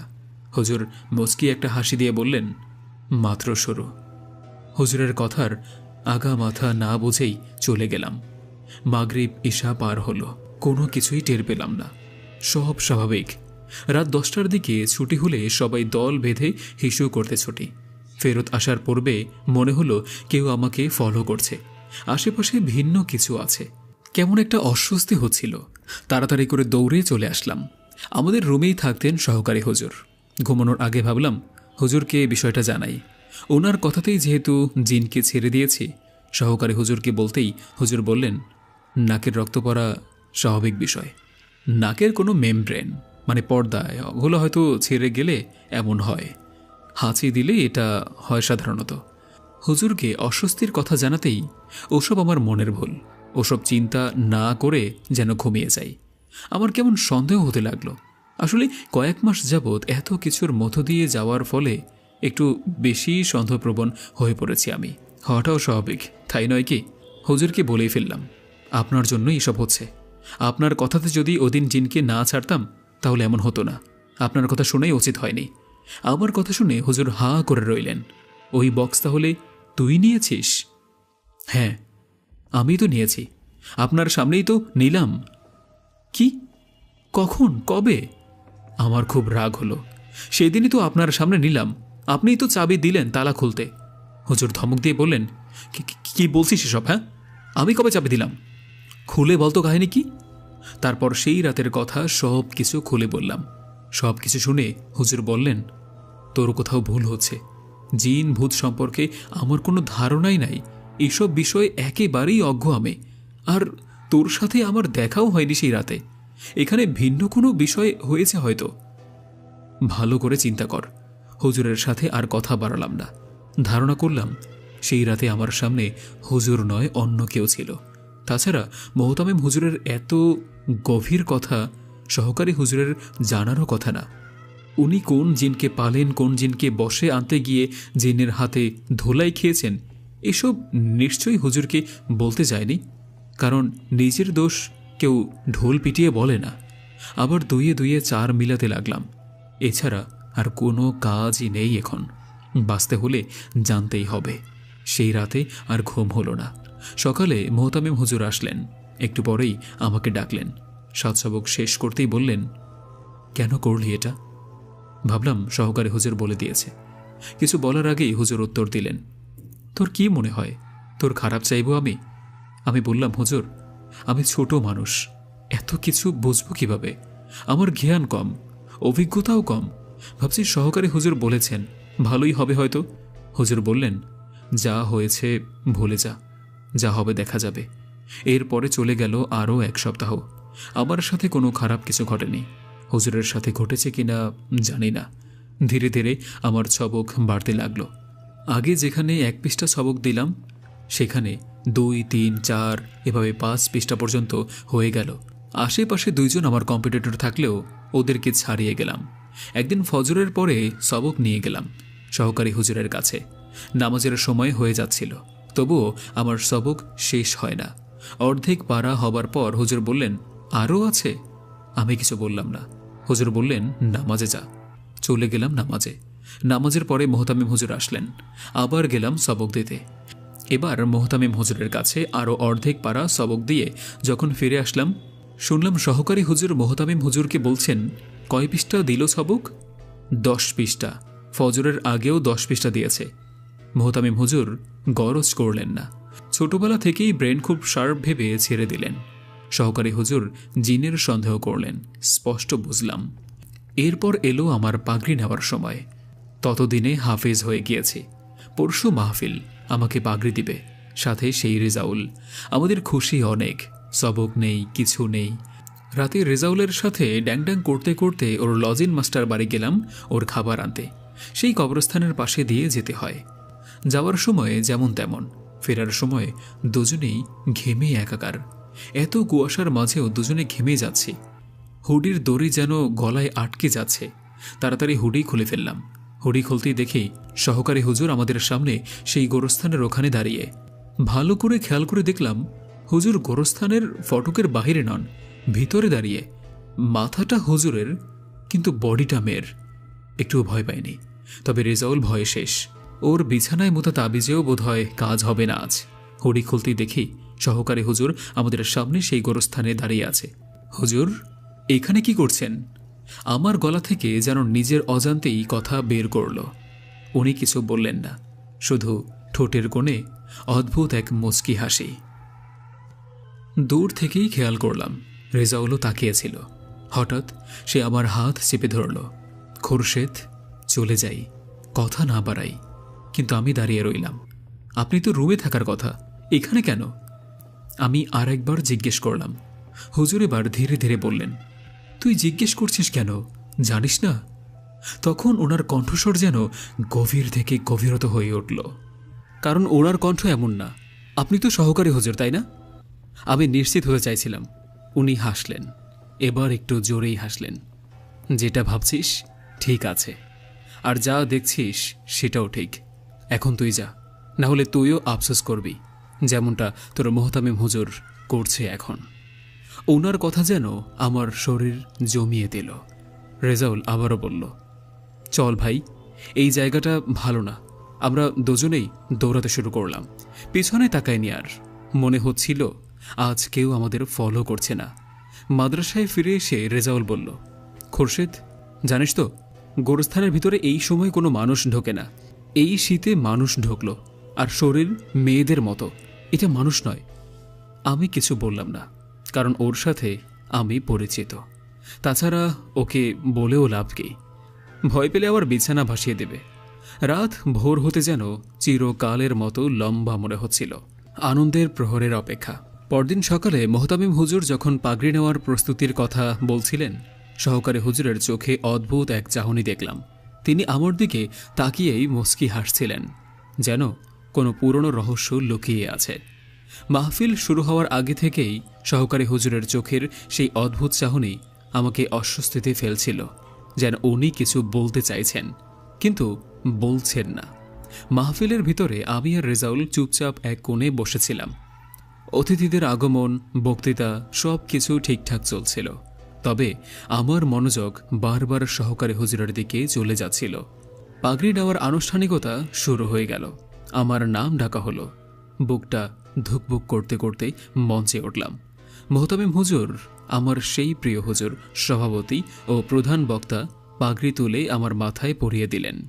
চারপাশে সবাই তাকবীর দিচ্ছে। আমি এক ধরনের আনন্দ আর গর্ব অনুভব করছিলাম। দীর্ঘ 2 বছরের কষ্টের ফল আজকের এই পাগড়ি। আমার আব্বু দাঁড়িয়ে আছেন আমার সাথেই। আমি হাফিজ হয়ে গেলাম। আব্বুর অনেক গর্ব আমাকে নিয়ে, কিন্তু আমার মনে একটা চাপা অস্থিরতা কাজ করছিল। ওভাবেই একটু তিলাওয়াত করলাম। এমন মাহফিলে তিলাওয়াত করতে অভ্যাস থাকলেও সেদিনের ব্যাপারটা ভিন্ন ছিল। ভয় ভয় লাগছিল। পাগড়ি নিয়ে মঞ্চ থেকে নামার সময় দেখি সহকারী হুজুর একটু দূরে দাঁড়িয়ে আছেন। হুজুরের সেই অদ্ভুত মুচকি হাসি আবারও দেখা গেল। এবার আর সামলাতে পারলাম না। ভিড় এড়িয়ে ওনার কাছে গিয়ে বললাম, হুজুর, আপনি আমার দিকে এভাবে তাকিয়ে আছেন কেন? কিছু বলার আছে? বলার থাকলে বলে দিন, নইলে এমন হাসবেন না প্লিজ। সত্যি বলতে সহকারী হুজুর একটু লোভী ছিলেন। একটু হলেই মোবাইল রিচার্জ করে দিতে বলতেন। আমার টাকায় তাকে মোবাইল রিচার্জ করে দিতে দিতে বিরক্ত হয়ে গিয়েছিলাম। সেই সাথে হুদাই সেই ছোট্ট জিনের বোতল ভাঙিয়েছেন আমাকে দিয়ে, আবার অস্বীকার করছেন। সেজন্য রাগ হচ্ছিল খুব। তার উপরে এমন মুখ টিপে টিপে হাসি, সত্যি অসহ্যকর। উনি কিছুক্ষণ চুপ থেকে বললেন, আজ রাতটা একটু সাবধানে থাকবে খোরশেদ, সব প্রশ্নের উত্তর পাবে। আমি পাত্তাই দিলাম না। আজকে পাগড়ি পেয়েছি, এত কিছু দেখার সময় আছে? তবু জিজ্ঞেস করলাম, কি হবে আজ রাতে? উনি কোনো উত্তর না দিয়ে চলে গেলেন। রাত গভীর হলো। মাহফিল শেষে সবাই যে যার রুমে চলে গেল। আমার ঘুম আসছিল না। রেজাউলও ঘুমিয়ে পড়েছে। আমি চুপচাপ শুয়ে আছি। কাল সকাল হলেই বাড়ি চলে যাব। মনে অনেক আনন্দ। মাদ্রাসা এলাকার হওয়াতে আব্বু চলে গিয়েছে বাড়িতে। আমি সকালেই যাব। হঠাৎ মনে হলো কেউ আমার রুমের জানালার পাশে দাঁড়িয়ে আছে। উঠে জানালার দিকে তাকাতেই দেখি সহকারী হুজুর। তবে এবার ওনার চেহারা পুরো বদলে গিয়েছে। মুখে একটা ক্ষিপ্ততা, চোখ দুটো যেন রাগে লাল হয়ে আছে। আমি জানালার কাছে যেতে চাইলাম, কিন্তু শরীরটা যেন জমে গেল। উনি আমার দিকে তাকিয়ে বললেন, সব কিছু তোকে বলে দিয়েছিলাম। আজ রাত তোর পরীক্ষা, সাবধান হয়ে যা। এই কথা বলে উনি চলে গেলেন। আমি ঘরে বসেই শ্বাস বন্ধ হয়ে আসার মতো অনুভব করলাম। অস্বস্তি লাগছে দেখে রেজাউলকে ডাকলাম। ওর বেড আমার পাশেই, কিন্তু রেজাউল কোথায় গেল? কয়েকবার ডাকলাম, কোনো সারা শব্দ নেই। হঠাৎ ধীরে ধীরে দরজা খুলে গেল। রুমের দরজা খুলে যাওয়ার শব্দে আমি শিউরে উঠলাম। দরজার ওপাশ থেকে একটি ছায়ার মতো সাদা কিছু ধীরে ধীরে ভিতরে প্রবেশ করল। বাহির থেকে আসা সামান্য আলোয় বুঝতে পারলাম এটা রেজাউল নয়। রেজাউল যথেষ্ট লম্বা হলেও এতটা লম্বা নয়। তার চলাফেরা অদ্ভুত, কেমন হেলে দুলে চলছে, যেন পা মাটিতে স্পর্শ করছে না। সাদা জব্বা ঝুলে যাচ্ছে মাটির 1.5 হাত উপর দিয়ে, পা দেখা যাচ্ছে না। আমি বললাম, কে? রেজাউল কোথায়? কোনো উত্তর এলো না। ছায়াটি ঘরের মাঝখানে দাঁড়িয়ে রইল, মাথাটা সিলিং ফ্যানের সমান উঁচুতে। তারপর আমার দিকে মুখ ফেরালো। মুহূর্তেই আমি বুঝতে পারলাম এটা সহকারী হুজুর। তবে এমন কেন? বুকে সাহস নিয়েই অবাক নয়নে তাকিয়ে জিজ্ঞেস করলাম, আপনি এখানে কি চান? রেজাউল কোথায়? বলেই আশপাশে আবার খুঁজতে লাগলাম। এমন সময় চোখ পড়ল দক্ষিণের জানালায়। এ কি, দক্ষিণের জানালার পাশে এমনই সাদা জুব্বা পরে আরও একজন দাঁড়িয়ে। ভালো করে খেয়াল করে দেখি এটাও সহকারী হুজুর। এরপরে সেই হুজুরও রুমে ঢুকলেন, তবে দরজা দিয়ে নয়, জানালা দিয়ে। যেন কাদার মধ্যে মাগুর মাছ যেভাবে গলিয়ে যায় সেভাবে। তিনি রুমে ঢোকার সাথে সাথে রুমের দরজা জানালা সব বন্ধ হয়ে গেল। এবার আমার ভয় যেন আর ধরেই রাখছে না। একসাথে 2টা সহকারী হুজুর আমার সামনে কিভাবে? এবার আমি পরিষ্কার হবার চেষ্টা করলাম। এতে কোনো সন্দেহ নাই যে এখানে একটা আসল আর একটা নকল। বাহিরে কেউ আছে কিনা ভেবে ডাকতে লাগলাম। হঠাৎ ভেতরের প্রথমজন ধমক দিয়ে বলে উঠল, ওদিকে কেউ নেই, আমরা 3 জন ছাড়া আর কেউ নেই।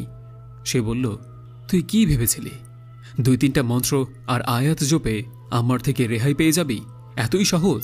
আমি চালাকি করে বললাম, কিন্তু আমি তো তোমাদের ছোট্ট জিনকে ছেড়ে দিয়েছি, তুমি তো ছিলে সেখানে। সহকারী হুজুর যে ছিল সেখানে আমি তো জানি না সেটা সহকারী হুজুর ছিলেন নাকি তার রূপে ভিন্ন কেউ। আন্দাজে ছোড়া ঢিল কাজে দিল মনে হয়। বহুরূপী কিছু বলল না। হঠাৎ ঘরটা যেন শীতল থেকে আরও শীতল হয়ে উঠল। আমার শ্বাস নিতে কষ্ট হচ্ছিল।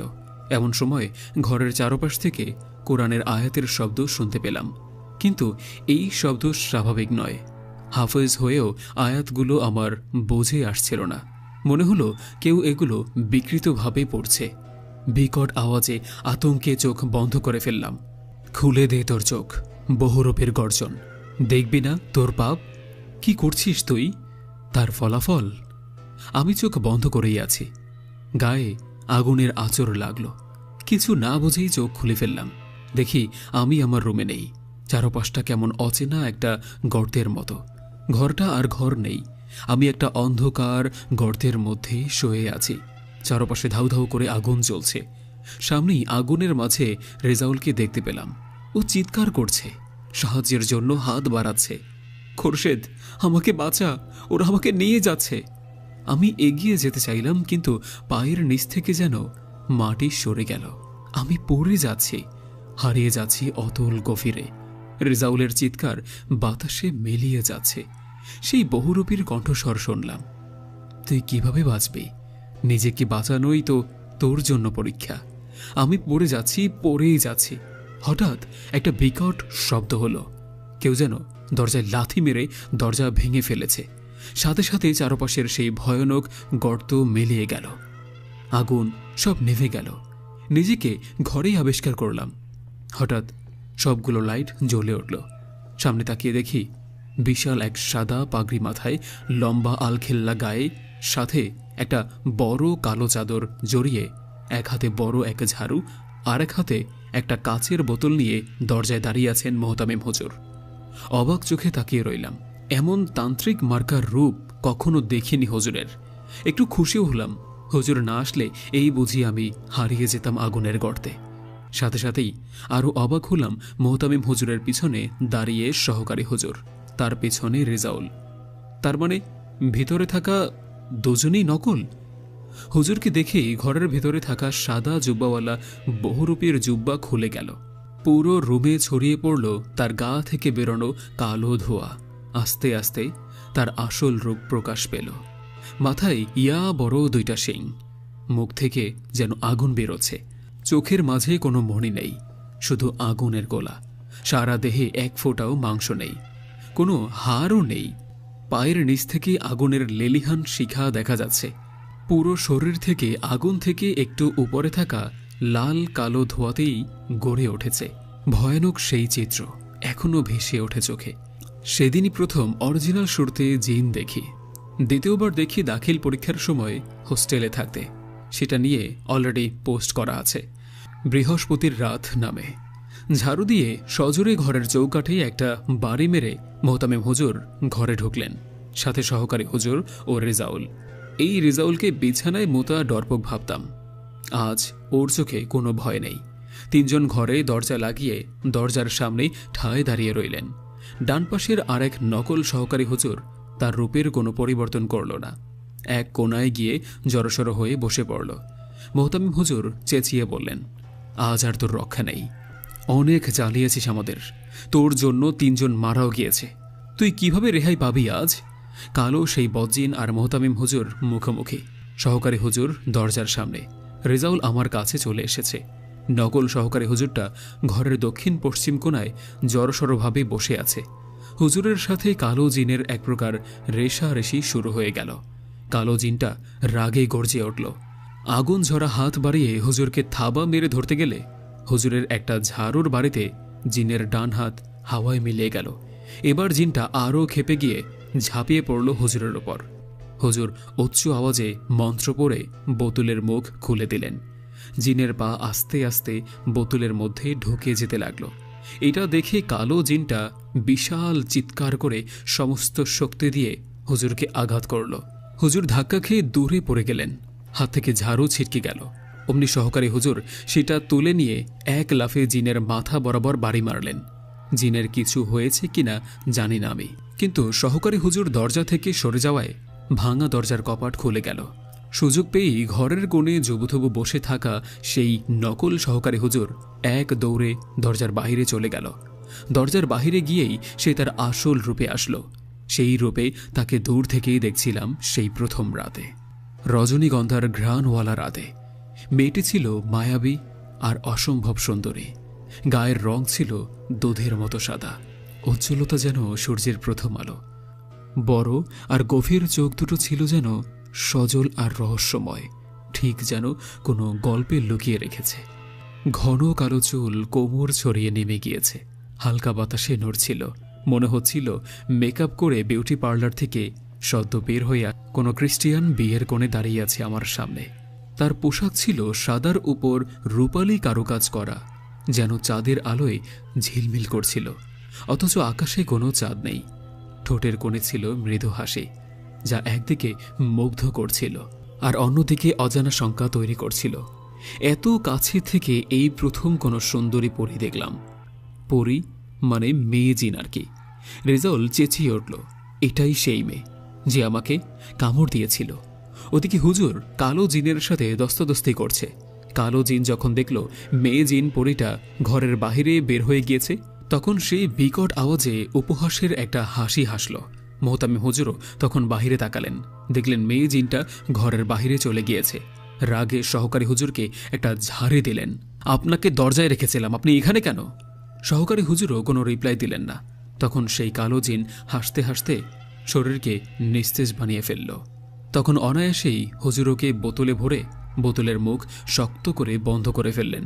তারপর সেটি কালো কাপড়ে জড়িয়ে নিজের আলখেল্লার ভেতর রেখে দিলেন। আপাতত কালো জিনের কিচ্ছা খতম। মেয়ে জিনটা তখনও ঘরের বাহিরে দাঁড়িয়েছিল। তার সেই রহস্যময় হাসি আর অদ্ভুত সৌন্দর্য যেন পুরো পরিবেশকে মোহাচ্ছন্ন করে তুলেছিল। মোহতামিম হুজুর ধীরে ধীরে ঘরের বাইরে এলেন। তার চোখে ক্লান্তি, কিন্তু মুখে দৃঢ়তা। তিনি মেয়ে জিনটির দিকে তাকিয়ে বললেন, তুই এখনো দাঁড়িয়ে আছিস? যা, যেখানে ফিরে যাবার ছিল সেখানে যা, আর কোনো মানুষকে বিপদে টানবি না, কারণ হুজুর চাইলেও ওকে ধরতে পারবেন এখন। মেয়ে জিন কিছুক্ষণ চুপচাপ তাকিয়ে রইল। তারপর তার মিষ্টি কণ্ঠে বলল, তোমাদের মানুষের দুনিয়ায় এসে অনেক কিছুই শিখেছি, তবে আমি কারো ক্ষতি করিনি। আমার সঙ্গীর জেদ আর প্রতিশোধের আগুনই এই বিপর্যয়ের কারণ। আজ থেকে আর তোমাদের পথে আসব না। এরপর আমার দিকে অপলক দৃষ্টিতে তাকিয়ে রইল। মোহতামিম হুজুর খেয়াল করে ঘুরে দেখলেন আমিও অপলক দৃষ্টিতে তাকিয়ে আছি। তারপর সে ধীরে ধীরে বাতাসে মিশে যেতে লাগল। তার মিলে যাওয়ার সঙ্গে সঙ্গেই পুরো পরিবেশ স্বাভাবিক হয়ে গেল। শীতের ঠান্ডা বাতাস বইতে শুরু করল, যেন কিছুই ঘটেনি।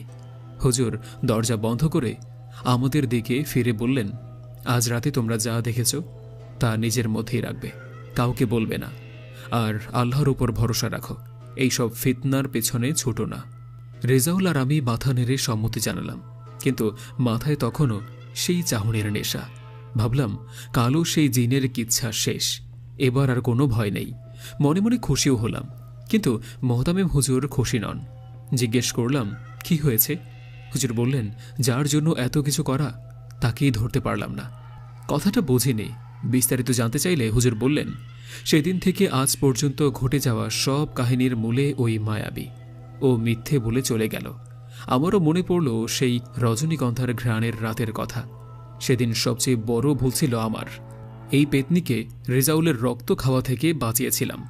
হুজুর বললেন, এই কালো জিনটা ওর একটা দাস মাত্র, ওকে না ধরতে পারলে খুব বেশি লাভ নেই। এখন থেকে কেউ আর মারা যাবে না। মাদ্রাসার কারো কোনো ক্ষতি হবে না ঠিক, কিন্তু তুই সাবধানে থাকিস, কারণ যাওয়ার আগে তোকে যেভাবে দেখে গেল আমার মন বলছে আজ নয় কাল ও তোর কাছে আসবেই।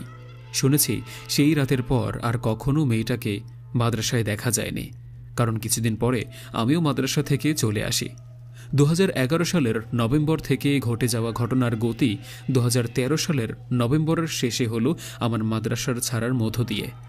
আজ নয় কাল ও তোর কাছে আসবেই। হুজুরের সেই কথার পর বেশ কিছু প্রস্তুতিও নেওয়া হয়েছে আমার। আমিও অপেক্ষায় ছিলাম কবে আসবে সে। এর কয়েকদিন পরে শুনি মোহতামিম হুজুর নিরুদ্দেশ। খোঁজ নিয়ে জানতে পারি হুজুর মার্ডার কেসের আসামি। এদিক সেদিক জানাশোনা করে যা বুঝলাম, হুজুরকে শফিক হত্যায় আসামি করা হয়েছে নতুন করে। কেন করল, কিভাবে করল সেসব জানার আগে মনে পড়ল সেই সহকারী হুজুরের সুরতে আসা বহুরূপের কথা। ও বলেছিল ওদেরকে মোহতামিম হুজুর মেরেছে। তাছাড়া মোহতামিম হুজুরের বাচ্চা জিন আটক করা, আমাদের সেই রাতে বাইত চালা পার করে দেওয়া হারিকেনওয়ালা আঙ্কেল, ঘরের চালে উড়ে এসে বসা কালো ডানাওয়ালা ভালো জিন, এসব কিভাবে এলো, আবার কোথায় হারিয়ে গেল, কি হয়েছিল তাদের সাথে? সবচেয়ে বড় কথা, কালো সেই সেনাপতি, হুজুরের গঠিত জিনকে বন্দী করে কোথায় রাখা হয়েছে, এমন সব কিছুর রহস্য চাপা পড়ে গেল হুজুরের নিরুদ্দেশ হওয়ার সাথে সাথে। সেই সাথে আর একটা সন্দেহ জোরালো হলো, হয়তো বহুরূপী জিনটা সঠিক বলেছিল, হুজুরি তাদেরকে মেরেছিল। কিন্তু এসব তথ্যের সত্যতা জানতে এখন একমাত্র উপায় মায়াবিনীকে খুঁজে বের করা। কেটে ফেলা হয়েছে মাদ্রাসার সেই রজনীগন্ধা গাছ। সহকারী হুজুর এখনও আছেন, কিন্তু মাদ্রাসায় যাওয়া হয় না আমার। হাঁটাহাঁটি করে দিন গেলেও রাতে যাওয়া মানা। হুজুর বলেছিলেন এসব নিয়ে আর না ভাবতে। মন কি আর সবার সব কথা শুনে? বেশ কয়েকবার খুঁজলেও তাকে পাইনি। এসেছে সব ভিন্ন কেউ, মায়াবিনী এসেছে, দূর থেকে অদৃশ্য হয়ে কথাও বলেছে, কিন্তু সেই মায়াবী চেহারায় দেখা অধরাই রয়ে গিয়েছে। তার সাথে একটা সাক্ষাৎ খুবই জরুরি। এরপর 2018 সালের জানুয়ারির কোনো এক বৃহস্পতিবার রাতে কোথা থেকে কালো সেই সেনাপতি জিন সামনে আসলো সেটা বুঝিনি। এরপরের ছোট বড় অনেক ঘটনা ঘটে গিয়েছে, তবে একটা জিনিস বুঝতে পারছি, আমার কোনো ক্ষতি করছে না সে। মাঝে মধ্যেই আশেপাশে তার উপস্থিতি টের পেলেও দেখা হয়নি কখনো। এরপর গত অক্টোবরের একটা টিউশনি পাই, মেয়ে কোনো কারণবশত বাধ্য হয়েই টিউশনি পড়াতে যাচ্ছে, নচেত মেয়ে পড়াই না আমি। কিছুদিন পড়ানোর পরে বুঝতে পারলাম ওর মানসিক সমস্যা আছে। গার্ডিয়ানকে একাধারে কয়েকবার বলার পরে একদিন গার্ডিয়ান ডেকে বললেন ওর এই সমস্যা, করোনার পর থেকেই নাকি দেখা গিয়েছে। এরপর 2 বছর ট্রিটমেন্ট নেওয়া হয়েছে, মাঝে মাঝে সুস্থ হলেও পুরোপুরি ঠিক হয়নি এখনো। সাধারণ মানসিক অসুস্থ ভেবে ছেড়ে দিলাম, অথচ এর সপ্তাহখানেক মাথায় 24/10/2024 তারিখে দীর্ঘ 6 বছর পরে এই রাতে মায়াবিনীর সাথে আমার ফের সাক্ষাৎ হয়। আজ ওর বড় ভাই বলে দিল ওর ফুপু একজন সাইকিয়াট্রিস্ট, তিনিও শেষমেশ নাকি বলেছেন এটা জিনের আচর। কাহিনী মিলিয়ে দেখলাম 2 বছর আগেই আমি এই এলাকায় এসেছি। তবে কি এটাই সেই? এরপর থেকে আবার অদ্ভুত কিছু ঘটেই চলেছে, জানি না এর শেষ কোথায়।